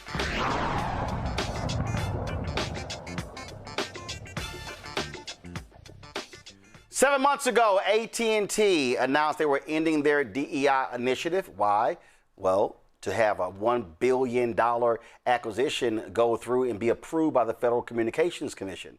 Under Brendan Carr, the FCC chair, he's made clear he won't approve any acquisition, any mergers, unless companies get rid of DEI. Well, Color of Change, the largest online racial justice organization in the United States, along with its partners, have delivered thousands of petition signatures directly to A&T headquarters in Dallas. They are demanding the company reinstate DEI programs. This action marks the beginning of Color of Change's Juneteenth week of action, a 6-day series of events taking place from June 15th to the 20th in Dallas, Memphis, Baltimore, D.C., and through virtual programming nationwide. Color of Change's Chief of Campaigns, Amanda Hollowell, joins us now. Amanda, glad to have you here on Roland Martin Unfiltered. Okay, how many petitions and signatures have been delivered? We delivered well over 4,000 signatures, and so it was very significant that we came out there to headquarters to deliver those signatures, because a lot of folks had a reaction to what AT&T is trying to do. Okay, so 4,000 signatures, that's one thing, okay, but what next? And what do you want them to do? Is there any other action being directed at AT&T? Are you pushing people to have a massive social media campaign using a hashtag on a particular day to target all of their social media accounts? Well, yes, we want you to target social media accounts, but let's just talk about it. AT&T chose compliance over courage. And what we have is very specific demands, which is reinstate all DEI programs and teams, publicly reject Carr's pressure campaign by name, restore transparency around hiring and equity, and meet with Color of Change and our coalition partners to discuss how you can move forward. AT&T has Black workers. They have Black consumers. They have a lot of the Black dollar when we come to telecoms. And so we want to make sure that folks understand their power. So yes, we can do an online campaign and pressure them, but we actually need people to do continuous calls and continuous signing the petitions, and we will keep delivering them to let them know that we will not stand for this. Right, but what I mean by that is, again, so what exactly, though, is the campaign beyond delivering petitions? And so, or have y'all provided your toolkit to download memes that show AT&T's Black market share for internet, for cell phone service, all these different companies that they own? Will these graphics also show the AT&T board of directors? Are you talking directly with their Black board members and others? So give us a sense of, again, how expansive this campaign is. Yeah, absolutely. And so we plan on releasing a social kit towards the end of the week. What we were really trying to do was actually make this the first step of calling someone out publicly. In the past, what we've done about these corporate mergers rolling back to DEI, we pulled out a full page ad in the New York Times, and then we called out Goldman Sachs Gives in the Times Square on a billboard. And so what we're trying to do is first educate the public and make it more visual for people to understand what is at stake. It's not just communication and media and how you receive information, it's also your civil rights. And then what we're trying to do is we will be writing letters directly to leads, just like how you said, Black board members, even Black celebrities that actually support AT&T or sponsored by them. We had Conscious Lead with us on the bus who came and helped us deliver those petitions. And so what we're really doing is trying to, cultivate that wave of education and people understand. And then we're going to move them to the next level of calling them out, writing letters, and also trying to figure out ways that they can use different telecom services. So when you say the education, what are the components of the education? Because you're right, folks have to understand what they're protesting before they actually can say, yeah, I'm going to go ahead and do this. And how long is that education plan to be? Or so is it an intensive effort over a 2 to 4 week, 6 week strategy, and then it goes into the next phase? Give me a sense of what that is. It's going to be an intensive effort for actually more than 3 months. And this is part of a bigger campaign that we call our Black Corporate Accountability Agenda. We're releasing a website where we tell where all the dollars are going from these corporations, what they're supporting, if they're supporting like Stephen Miller's nonprofit, which is also racist, if they're, actually funding Trump endorsed candidates during this election season. And we're really trying to make people understand also about DAFs, which is donor advised giving, like what they're doing with SPLC. So we're trying to paint this bigger picture that AT&T is just not an anomaly. It is part of a bigger move of how they actually roll us back to, Jim Crow ways using financial means. Is that website live?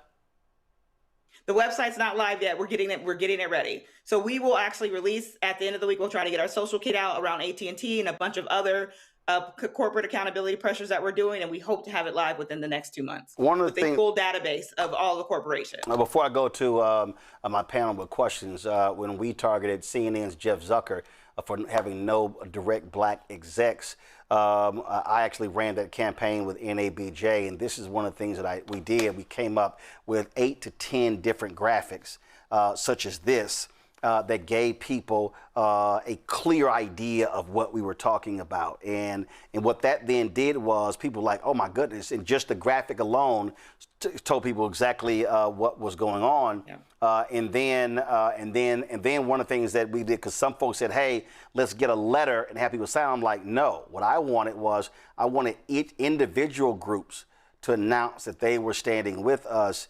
And then that became a news story every single time. So Alphas dropped their letter first, Deltas dropped their letter next, and we rolled it out that way. And it was like drumbeat, story after story, and they became media attention. They had to appoint 5 Black executives in a 2-month period, because when they appointed one, I was like, ain't satisfied.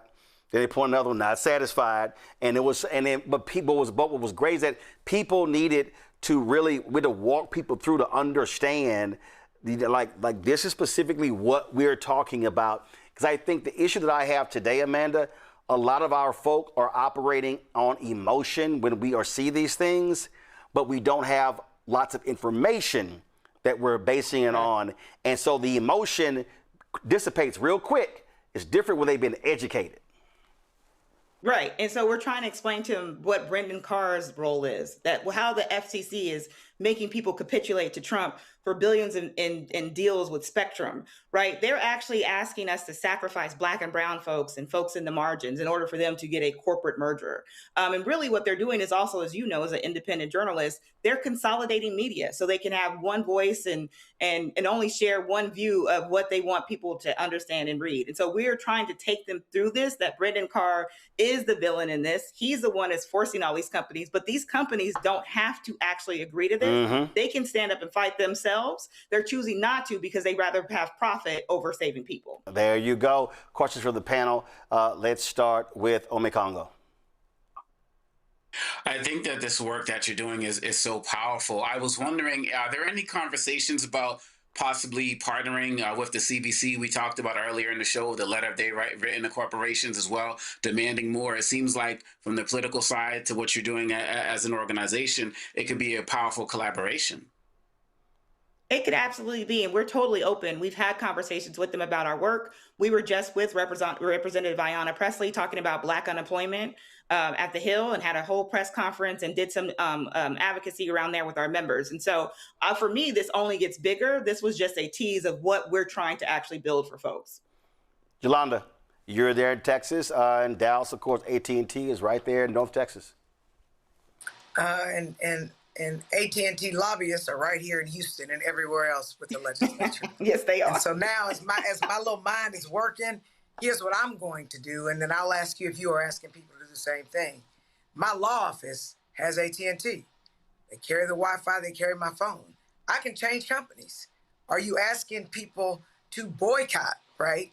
I'm gonna write a letter to AT&T myself as an elected official, and a separate letter as a business owner who uses AT&T, because we can take our money and go elsewhere. So is that an ask? Absolutely. That is an ask. And we were really, boycott, divest, whatever it takes. Take your money back, find better or cheaper. We're just trying to get people into this movement, right? We saw what the beginning of Target did. We see where Target is now, and you can show that when we take the black dollar from you, it does impact you. And so we need to do this more and show people that they can stand up with corporations. We don't always just have to wait for the government to regulate people. But do you want to? But Amanda, do you want, though, for that part of it, do you want that to wait? And following, what I mean by that is, imagine if it is okay, AT&T, and again, I'm going by the model of Reverend Leon Sullivan and an Operation Breadbasket, where there was a very clearly defined period and strategy. And all of a sudden, if you say, okay, listen, we want to meet with AT&T, you already laid out, we want to meet with AT&T. It's like, AT&T, if y'all don't move, then on first Monday in August, we're going to call that a cutoff AT&T week. And then all of a sudden, then it's en masse. It's 10,000, it's 20,000, it's 30,000 customers switch. And now you have a number that tells a story. Is that sort of how you're thinking with that strategy, as opposed to folks just doing it haphazard? Yeah, we want it actually more strategic, but also, listen, we're not giving them too much time to respond. Right. Because they've had plenty of time to respond. And so what we will do is probably do exactly what you said, which is call a national moment for people to take action and divest their dollars from AT&T. Derek? Amanda, great seeing you again, and appreciate the work that you're doing. Hey, Derek. My question is around pledges versus actual deliverables, right? Because in 2020, for example, we had the Fortune 1000 companies came out with all these pledges after George Floyd. And I think the number was like 67, almost $80 billion. Yeah, it was anywhere from 40 to 100 billion. Yeah, it was a huge number. It was ridiculous. Right? All these corporations were doing all these pledges because George Floyd was a global movement. But I just Googled, less than 1% of companies actually delivered on their pledges. Yeah. It was like less than 1%. Yeah, right? because there was no tracking, there was no accountability. And absolutely. And to be perfectly honest, first of all, understand Color of Change does not accept corporate donations. And part of the problem is that the civil rights groups that normally would track that stuff, they depend on corporate donations and didn't do the tracking. That's right. Yeah. So he answered your question. Yeah. No, you're right. But in your ask, I guess my question is, will you be satisfied with corporations saying, okay, Amanda, Color of Change, we hear you on your ask, and here's our pledge? Or are you looking for something more concrete? So, and I just used the George example. Well, are you looking for something more concrete from AT&T versus a simple pledge to say we conducted a meeting, did the photo op, and send you on your way? Yeah, no, we do not need that. We made very specific demands from them that they need to actually, reinstate their DEI policies, also make sure that they're no longer capitulating with Brendan Carr and the FCC. And even if they have to break this agreement, right, and sacrifice the billions in order to actually save people. And so it's not. We can't go with the pledge. The pledges only go so far. We need folks to actually take real action. And really, to give you better perspective, since the rollback of DEI, we've seen almost, close to over 500,000 Black women lose their jobs in this country, right? The rollback of DEI, we can directly connect to the fact that this is why Black unemployment is increasing in this country. These folks are using us as sacrificial lambs for their corporate greed.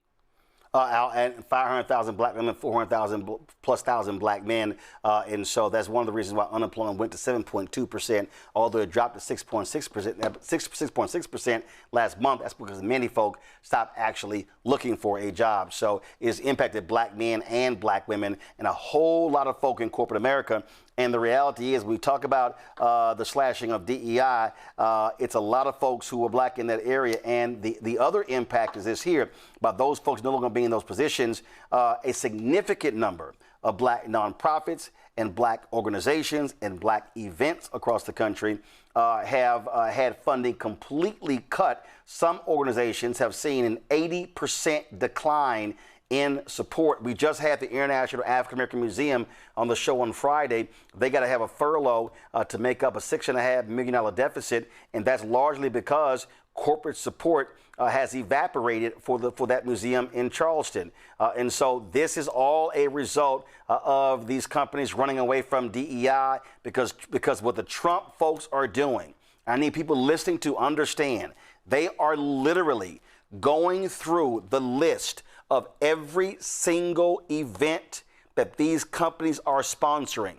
And if they see Black, Latino, Asian American, Native American, women, gay, they are striking that because Brendan Carr, and people don't understand, why does Brendan Carr AT&T? Because AT&T is a telecommunications company, the FCC oversees those businesses. And he said, if y'all, I know of another company that literally said to Black Women's Expo in Chicago, we would love to sponsor y'all. Can y'all take Black out your name and just call it Women's Expo? So that's what's happening. So I need people watching to understand, one of the reasons many of your nonprofits are having smaller galas, are having smaller programming. I can tell you right now, I'm on the board of National Association of Black Journalists. We are under $800,000 this year for our convention, and we saw a drastic drop last year in Cleveland. This year in Atlanta, all because of DEI and the company saying, "Hey, we can't sponsor anything because Black is in your name," and that's what's going on with Donald Trump and MAGA. Amanda, final comment. We don't have a Department of Justice. We have a bunch of thugs in the Department of Justice. We don't have inspector generals. And so we, as citizens of this country, as voters, as taxpayers, have to take control of this moment and make sure these corporations understand that you need us. Your stakeholders need our dollars in order to make sure they're profitable. And we need to actually stick to that and make sure people understand that we no longer stand for this. Absolutely. And I keep telling y'all, I've been telling y'all, this is all an effort to completely defund Black America. That is the aim. Amanda Hollowell, we appreciate it. Thanks a lot. Thank you so much. Folks, actor David Oyelowo has apologized for comments he made on a podcast as it related to being a Black actor. And he was talking about this whole back and forth over the issue of Black, the whole issue of, first of all, Black actors and British actors, and it was just all this sort of nonsense back and forth. And this has been a raging debate. Folks, of course, were talking about this skit that Drewski did, talking about the same thing. And first of all, and again, it's nothing new. This is not new. What you're seeing here, this actual debate, is not the first time we've seen it. Because I'm going to show you a clip to explain that. And so let's pull up let me see here. This is what David posted. I'm going to play the skit in a second. I just want to show you the, go to my iPad, please, because I want this to be larger. He said, "I want to apologize unreservedly to all those who were rightly offended by my comments on the 154 Africa podcast regarding Southern accents. It was the wrong thing to say, and it is not how I feel. I have nothing but deep respect and great love for black people of all kinds, especially those from the American South. Reducing a dialect born from the richness and resilience of black Southern culture to anything less was careless and wrong. All I truly care about is lifting up my black brothers and sisters from all places through my work and my words. Please forgive my failure to do that in this instance. Signed, David Oyelowo. This was the portion of the interview with 154 Africa that people were incensed with. How about Southerner? How about what? A Southerner. Well, if I'm being a Southerner, well, you know what? You know what happens to Southerners? If you take the Nigerian accent like this, and you slow it down, you put a lot of slavery in there. Facts. And then you start to put a little bit of subservience in it. This is what starts to happen to the Nigerian accent. Man, it goes. Because literally, if you're down here and you start to speed it up, and then you start to take all the thing out of it, then before you know it, you're talking like this. Now we are free again. Now we are free. We are released. Hey, that's how you was do a it. smooth transition. You see that? Damn. You have to study it. You have to study it. Oh, you usually No. I do a Southern accent. No, the way he just did that whole thing. Go ahead. Clear your throat. You know when you. No. I gotta stay in my lane on that one. Okay. A black dude from L.A. Easy now. Okay, so what Oyelowo was doing was talking about how he works through these various dialects. That's what he was talking about. And part of that conversation was in the aftermath of the Drewski skit that went viral, where he was really talking about this whole thing about British actors, black Brits, taking the jobs of black Americans in movies. You go with me now. Bro, stop talking like that. You ain't going to no big city. Mass ain't gonna let you. Yeah, I'm going with or without you. Rudy, stop talking like that. Stop. Hey, what are you niggers doing over there? We gotta get out of here. Hey, what are you doing? And cuts. Fantastic. I need more American slave. Okay? Like struggle. So, yeah, the struggle. Like sort of like the dialogue, like the back and forth banner. Absolutely. Yes. See, this role was sort of a bit cheeky. I got a little bit out of my comfort zone, you know. During the filming of this role and this character, I felt oppressed, like an American slave, like a lot of struggle. I studied the art.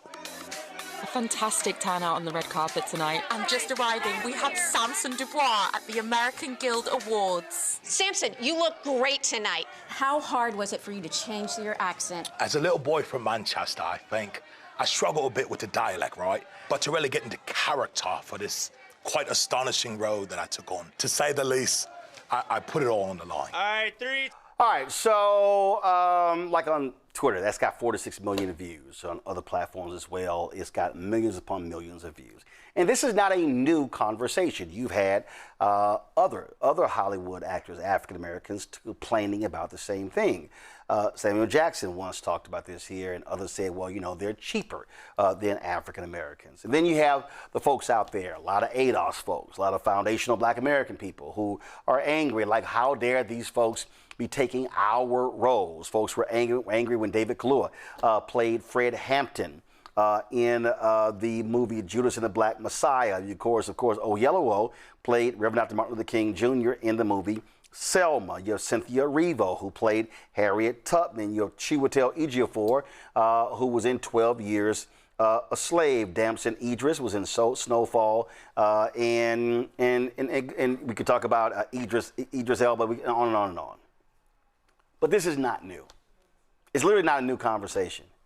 Almost a decade ago, I talked to David Harewood. David Harewood starred on Homeland. He starred as the head of the CIA on Homeland. He is a British actor, and we talked about the reality of racism that African American actors face in the United States and Black British actors face in the UK.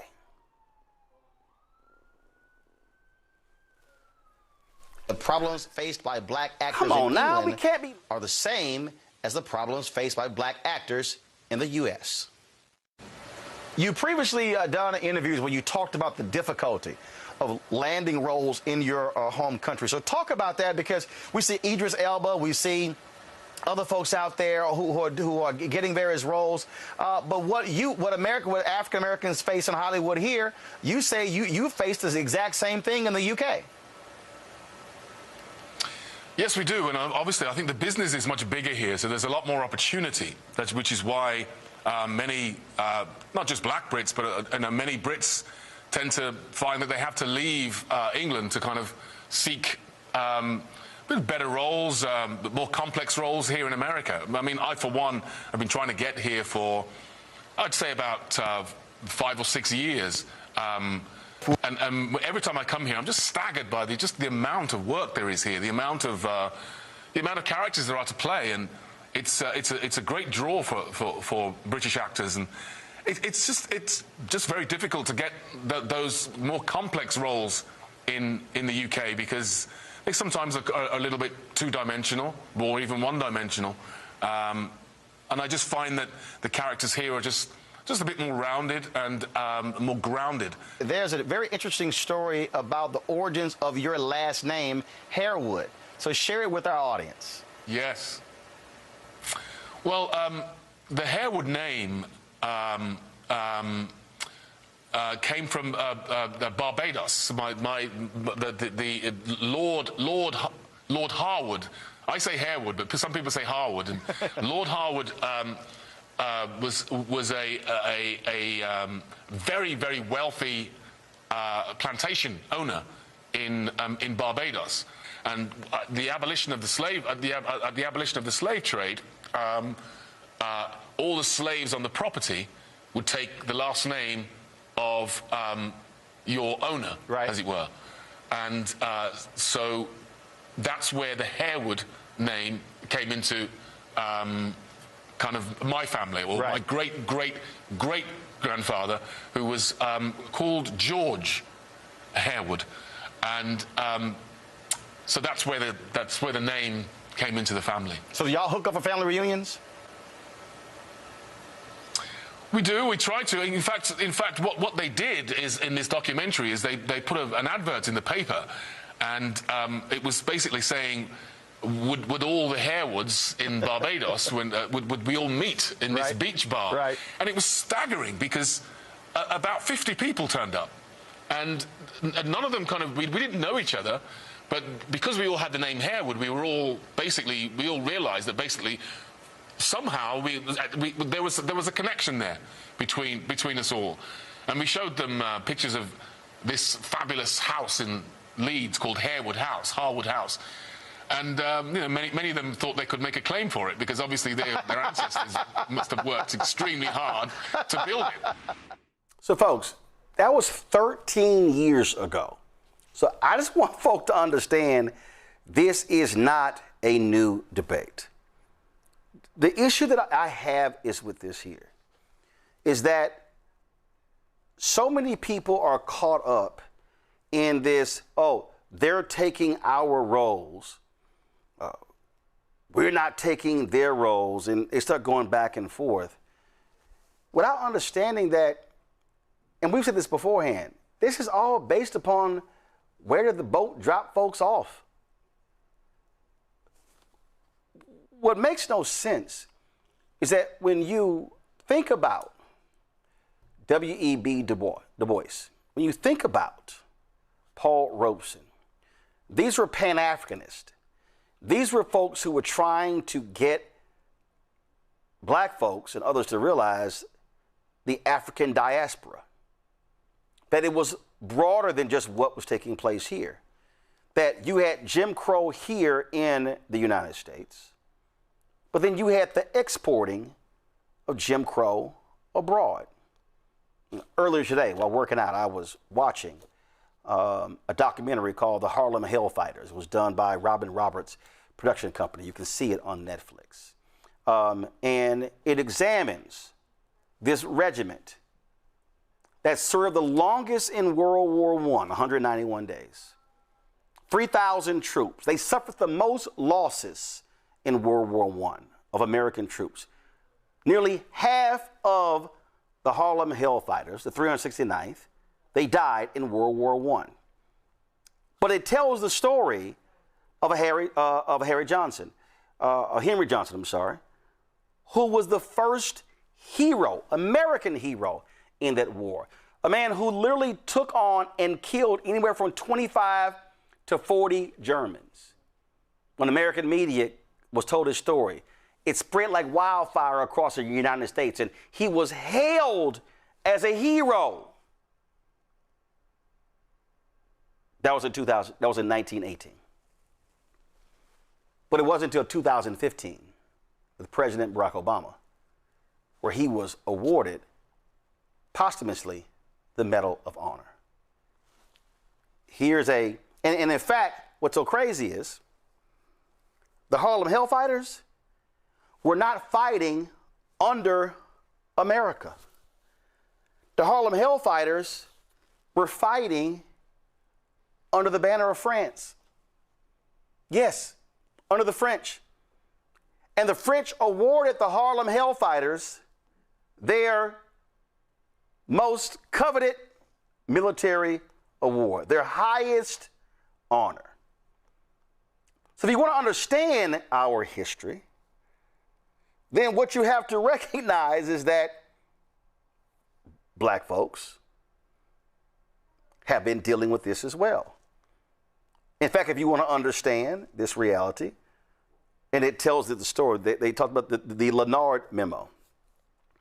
This was a memo that was written by the leader of the American Expeditionary Force, who sent the memo to the French, telling them how they should treat the black soldiers because they did not want the black soldiers to get too much into their feelings. They wanted them to disrespect the black soldiers. They wanted Jim Crow to rule the day. They wanted to protect the notion that white soldiers were better than black soldiers. When the reality is the black soldiers were better. 2023, an army base in Louisiana was named after Henry Johnson. The racist in the White House,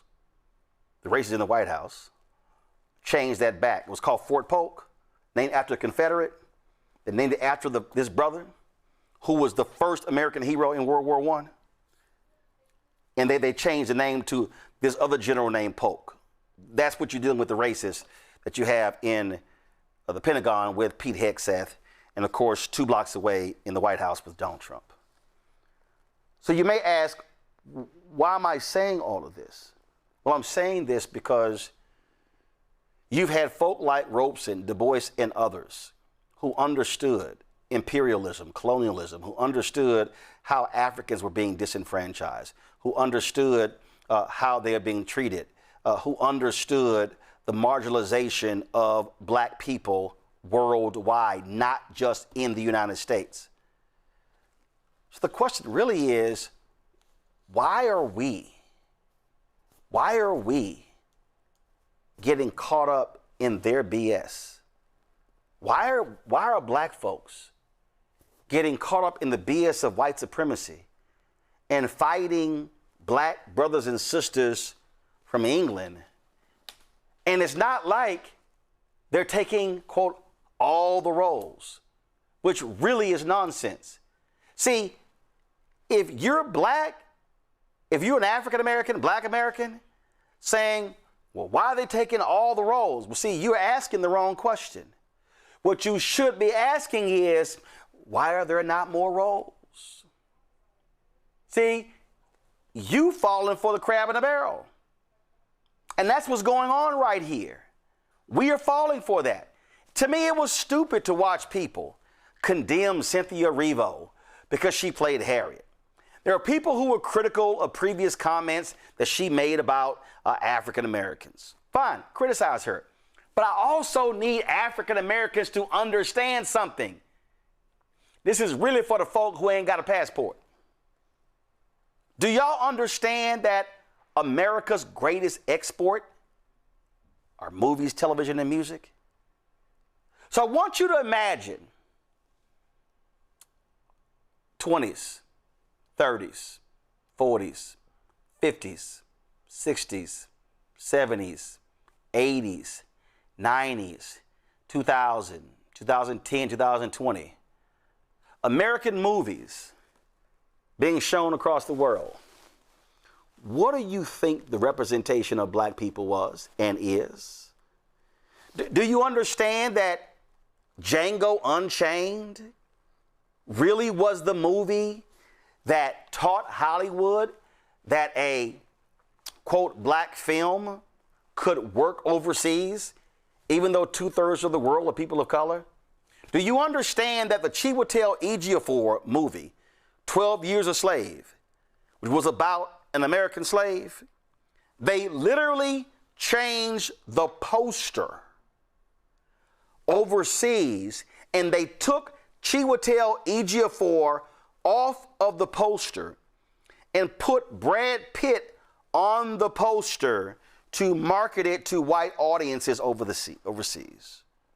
Y'all remember the movie's Couples Retreat? It was Couples Retreat. In America, all of the couples were on the poster. When it went overseas, the two black characters, Faison Love was one of them, was not on the poster. That's the game that Hollywood has played. So what we have to recognize is that when black Brits or Africans or Caribbeans or black people from other countries, when they come to the United States and have a perception of who we are, that is also based upon what has been fed to them for decades from white America.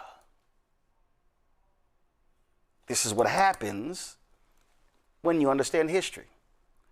This is what happens when you understand what takes place.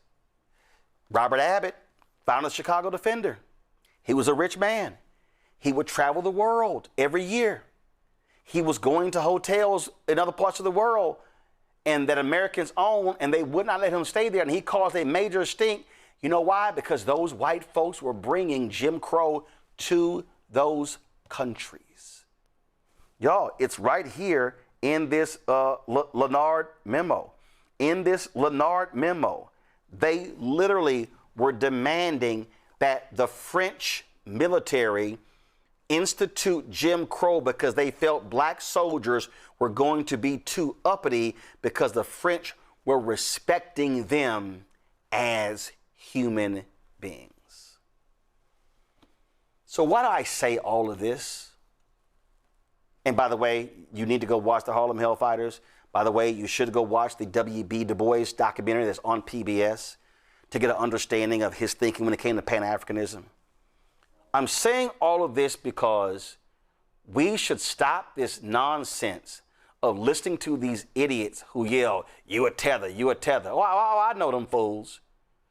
Because I once stated, and I have no problem saying it, that my maternal, paternal ancestors migrated from Haiti. These same dumbasses, these FBA people, "Oh, you a tether, you a tether." No, I was born in Houston. In fact, Riverside Hospital is celebrating the black folks that were born in that hospital on Friday, on Juneteenth. That is happening.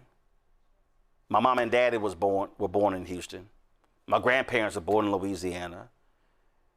And I'm like, do y'all ignore my maternal line, my paternal, maternal, and paternal line? So if I got four grandparents and one line migrated from Haiti, the other three don't count. See, that's the stupidity we're getting into. We got black folks who sitting there going, "Yeah, I'm FBA, you ain't real."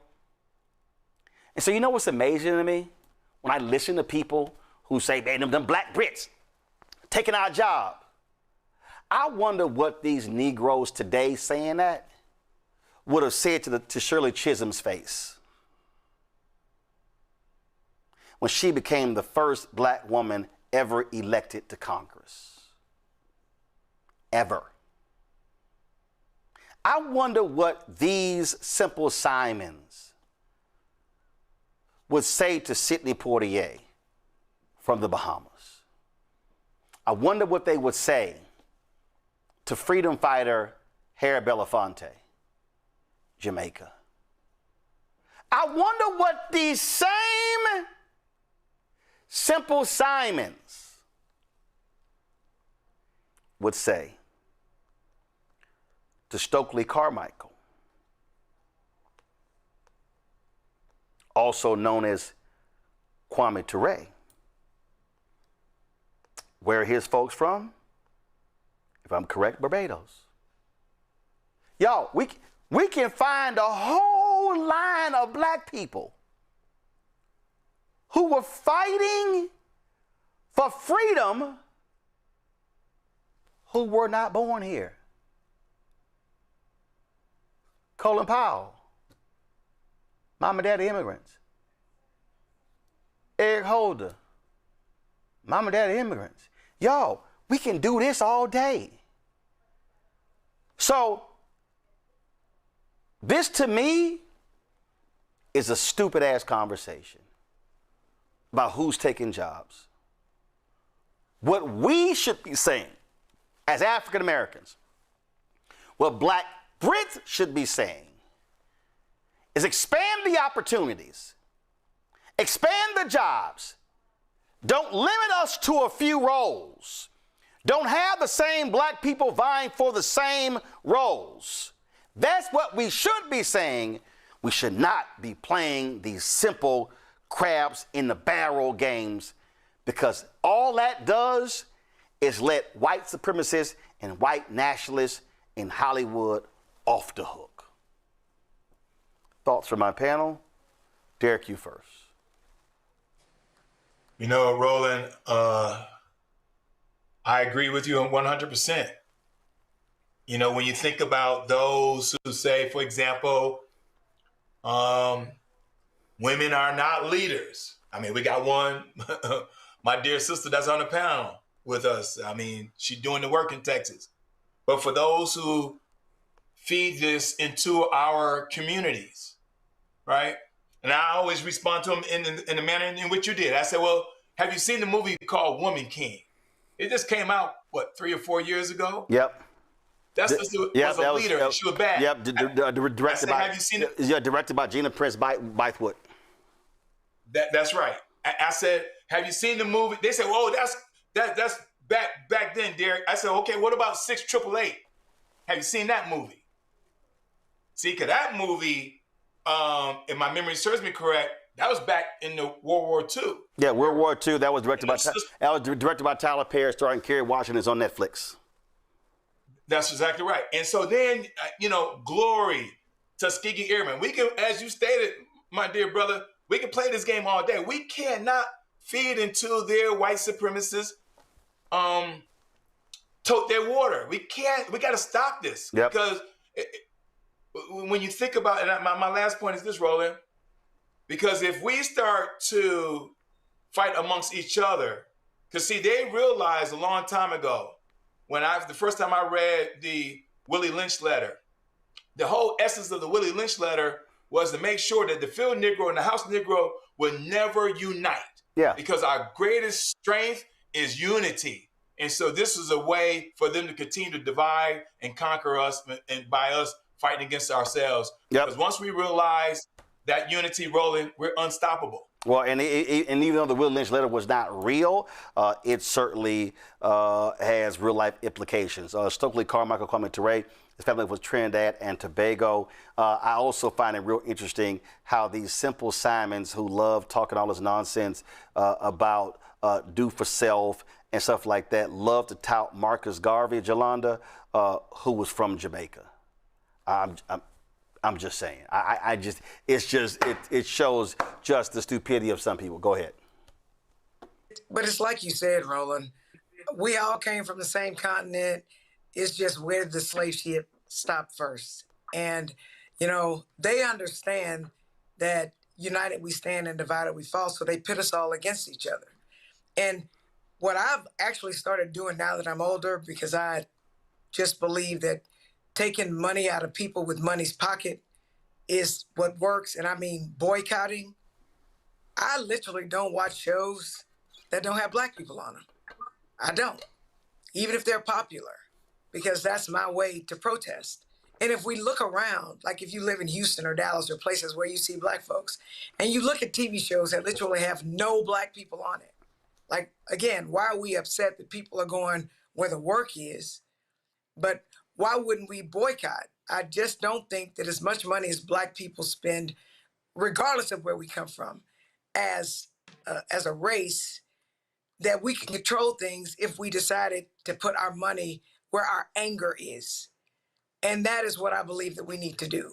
So I actually was watching that 154 because I just think it's interesting because the guys that are over that show are both African and they have different perspectives on things. And the other guys like leave black people alone. So of course I watch whatever he does because he puts great stuff on social media. But my point is we need to fight the same enemy because we all have the same enemy, regardless of where we're from. And we should spend our dollars and show people what we approve of and what we don't approve of. And so I think that's a way that we can show white media, which is exactly, Roland, why you did what you did when you left the places where everybody wanted to be and created a foundation for other black people to start their own networks because the white media is the white media. And why are we mad when white people... Well, first of all, remember, I was with black media before I was with CNN. I never left black media. When CNN ended,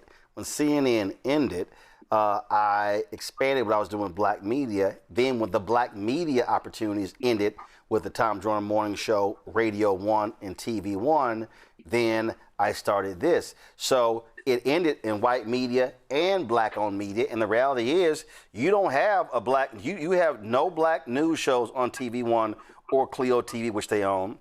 You've got no black news shows on BET, where they got that monthly magazine. I don't even think they still even do it. And BET, not even black-owned. Paramount, David Ellison, right-winger, owns BET. And we can go down the line how many black-owned media aren't there as well. Congo. The thing here, again, it amazes me when these people enter these stupid conversations and they're talking about, where you from, where your mama from, where your daddy from, and they the same ones quote Malcolm X and his mama was from Grenada. So I guess Malcolm X is a tether. I mean, this is just how ridiculous this discussion is. Again, we should not be arguing over minuscule roles for black Brits and African Americans. What we should be saying is, we want more of the pie, Hollywood. Yeah, and I would argue also creating our own pies, like on the network we're talking about right now. And I think about like Ryan Coogler, I think about like Sinners, and I think about Black Panther. Like, look how Pan-African those two movies were. And that was one of us, at the center putting that together. There are so many great opportunities for collaboration. I think when Cynthia Erivo, makes the comments like she made, these are opportunities for conversation so we can build as opposed to tearing people down. One of the things that we have to also understand is that this conversation about Hollywood hiring Black American actors is that, there's this mindset of British people make better actors. But as we all know, this is happening across industries. A lot of corporations are hiring non-African Americans, and so they can still have their black numbers. Some of these colleges and universities are doing the same things. And so we can go across multiple industries where they're intentionally not bringing in black Americans and bringing other black people from the diaspora. That's not a reason for us in the diaspora to be against each other. That's a reason for, like you're saying, to call them out and continue to build together. If we can do the work to understand that this has been an international effort. Dr. King spent time on the continent, right? So it's just like, if we can understand that, then we would understand how the system works. I mean, even Lee Daniels with Daniel Oyelowo said, I hired him because African Americans come with too much baggage, right? And so These are opportunities for conversation. As Black people, there are more of us across the world as Black and brown people. We need to come together and stop tearing each other apart, because Hollywood does keep giving prominent African-American roles like, Whitney Houston and stuff to non-Black American actors. But that's an opportunity for us to build together and not tear each other down. We have to come together as Pan-Africanists and build this global network, because we are the global majority. All right, then. Ome Congo, Jolanda, and Derek, I surely appreciate it. Thank you so very much for joining us on today's show. Folks, earlier this afternoon, Bishop William Barber and repairs of the breach had their Moral Mondays just 2 blocks away from us in front of Lafayette Park in front of the White House. Here is some of what Bishop Barber had to say. You are speaking today to come and stand shoulder to shoulder. And in a moment, our national leader for our prophetic council will come and introduce them as we are talking to thousands upon thousands of people online, and many of you who are here. Because of some of the actions of today, it is necessary for me to reshape the narrative and take a little time to clear some things up. I want you to hear this, family, and hear it well. We are standing here today on this Moral Monday because there is a profound weeping sickness in the soul of our nation's statecraft.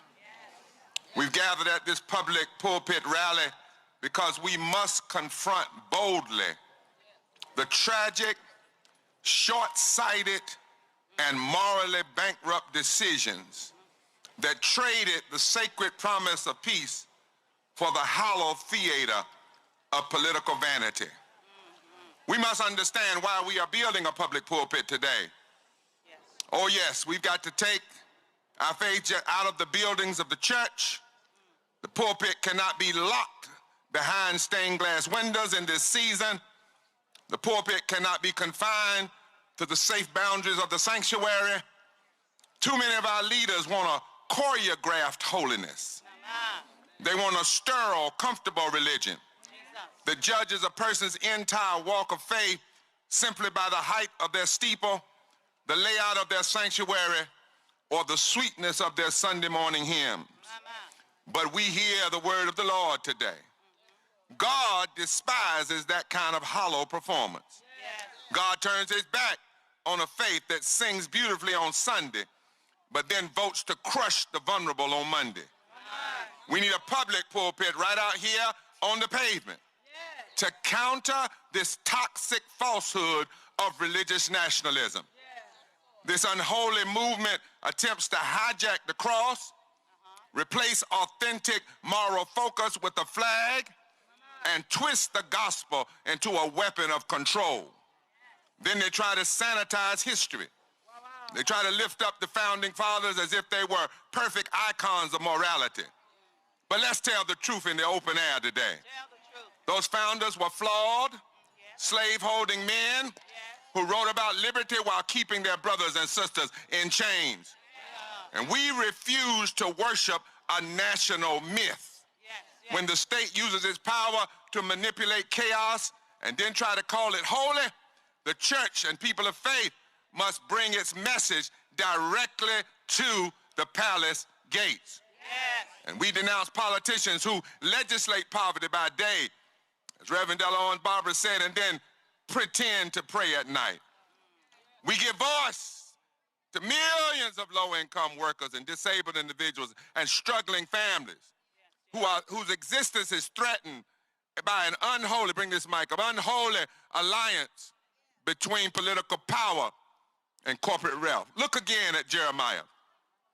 In the 22nd chapter, Bishop, the word of God did not come to the temple priest in private. The word came directly to the gates of the king's palace. Jeremiah stood right there in the public square and cried out, execute justice and righteousness. Deliver the spoil out of the hand of the oppressor. Stop doing wrong to the immigrant and the fatherless and the widows, and stop shedding innocent blood. What if Jeremiah's agenda were our policy today? It would look like an immediate halt to foreign policy aggression. It would mean an absolute end to state-sanctioned violence. It would mean protecting immigrants, the refuge, and the stranger at the border. Jeremiah's exegesis is clear for us today.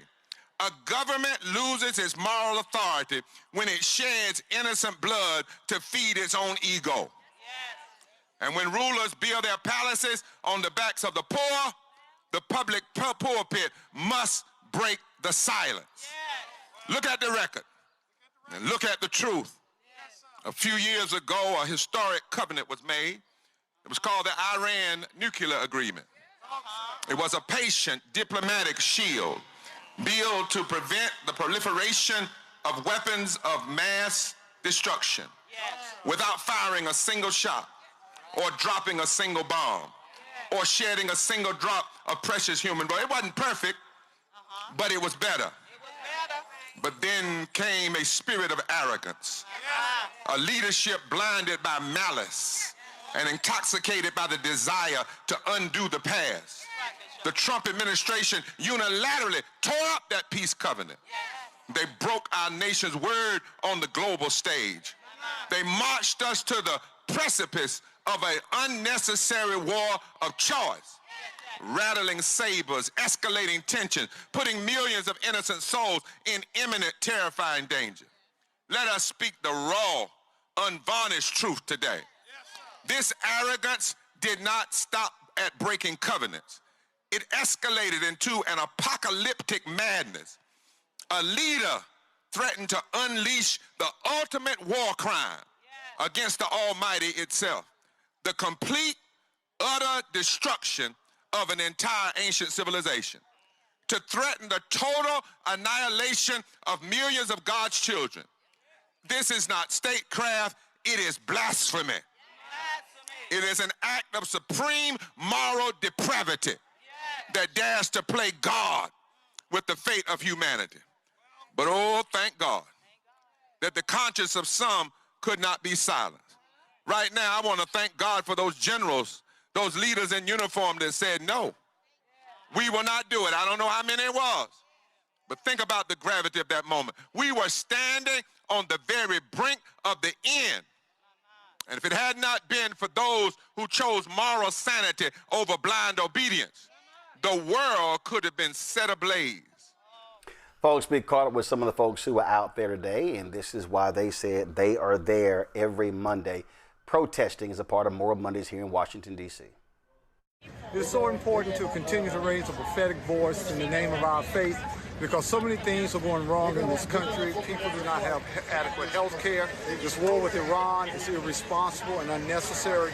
And so many horrible things have been done by this administration that are contrary to the will of the American people. To bring attention to the issues that our nation is facing, and we bring it here, framed in Jeremiah 22 that says, go down to the palace, the king's palace. So it's not about sending an email or sending a tweet, as we say. We come here to make our voices known, to make this a public pulpit, to preach about the issues that are impacting our people, that have been a result of bad policies by our government. And that's why we came, to preach to them so that they may hear the word of God, and that their consciousness will be arrested by the Holy Spirit to do what is right, to do what is just. And that is what God requires of us, that we love mercy and we act justly, and that we walk humbly with our God. The consistency helps people find us, helps people know we're going to be here.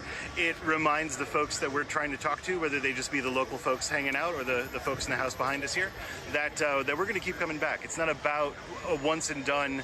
We stand here, we say a few words, and then we go home. It's that we're going to be back, and we're going to be back next week, and we're going to be back the week after that, and the week after that, and we're going to keep coming back with a moral message and a reason to defend each other and to defend this democracy and to defend justice and fairness week after week after week. It's important to keep our focus on the ethical choices that this federal government is forcing us to make. And we have to make sure that we are walking in the right path. We have to bring the attention to what is happening in this White House, in state houses across. The attack on voting rights, the attack on the poor, and then we're understanding that it's a $1 trillion budget for this war that we're in. And I started with World Mondays, and so did Peggy at the Supreme Court. And the ones that are here that started Holy Week, it's just the discipline of coming out together sort of in a way that I think makes a difference for our sort of showing up together. I believe this is important that we show that we care enough to keep showing up over and over, and that we won't go away until things are fixed. It's important to me because I believe in justice. Things that are happening in the world, it's not what God created to be. God created us to live as one, in unity, peace, and harmony. And he would be highly upset, well, he is highly upset, with those that are not abiding by his word. And his word is truth. The importance is really about the message that consistency makes. I live here in D.C., just outside the city line in Silver Spring, which is this street, 16th Street. And so coming down here every week for me as a local is very important because it says this is something that's powerful to us, and to have people from outside this area who aren't just coming here for a one-time showy event, but come week after week, and well over a year, Moral Mondays now have been happening here in D.C. That is a commitment to who we are that's not just about using us as a backdrop, and I think that's really, really critical to any success of a movement that happens here in D.C., that local people in D.C. as well as in Maryland and Virginia and people from across the country and across the world, we're in solidarity with one another and we're fighting together. This is critical right now because we are 5 months away from a huge election, and people need to be able to vote based on the real facts of what policies have meant for poor and low-wage people. And so Moral Mondays is pointing out to people that a whole series of policies have been passed by this White House, by this Congress, that hurt poor and low-wage people. Starting a year ago with what we call the Big Ugly Bill, they called it the One Big Beautiful Bill, but it was a bill that slashed money for food assistance, for Medicaid, even for billionaires' taxes, and poured that money into the war economy and into detention centers. Terrible for poor and low-wage people. People need to vote against that and vote for people who will pass policies that are good for poor and low-wage people. Moral Monday needs to happen every Monday so that more and more people can become involved to see what's happening, and for us to keep up the message that policy violence cannot continue to occur and that we need to stop the war. I just followed Dr. Barber along the way about his stands for justice. I want to be a part of that. You try to find a way to do something to stand for what you believe in. Showing up seems to be something that you should do. I like the foundation of the message, that we're standing on prophetic words, on our beliefs. And so it's the least that I can do. I think that the way people are being treated under this administration is immoral.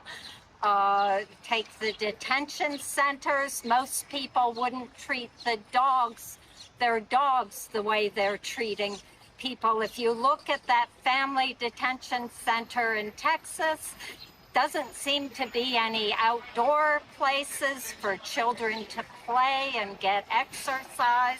And now they're buying up warehouses to put people. I mean, how immoral. The first and greatest commandment is to love God with all your heart, all your mind, and all your soul. The second is like unto it, love thy neighbor as thyself.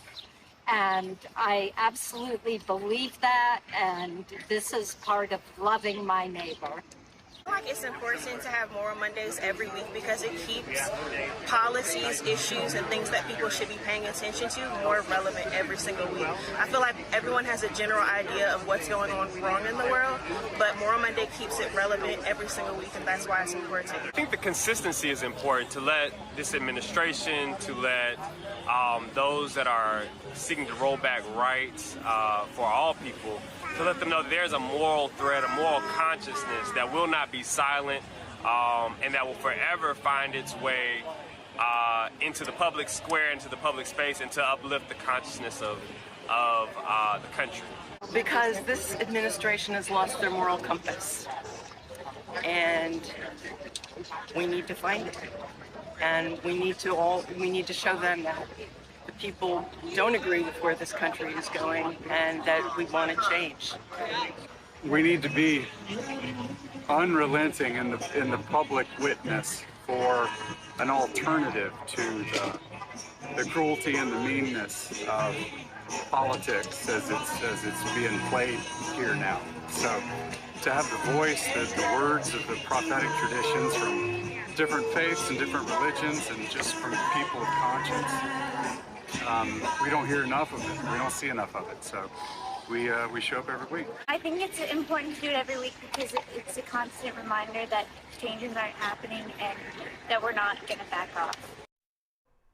All right, folks, if you want to see that full rally, simply go to our YouTube channel, our Black Star Network app, and you can check it out. All right, folks, that is it for our show today. Hey, support the work that we do, folks. Join our Bring the Funk fan club. If you want to contribute via Cash App, use a Stripe QR code. You see it right here. Use that QR code.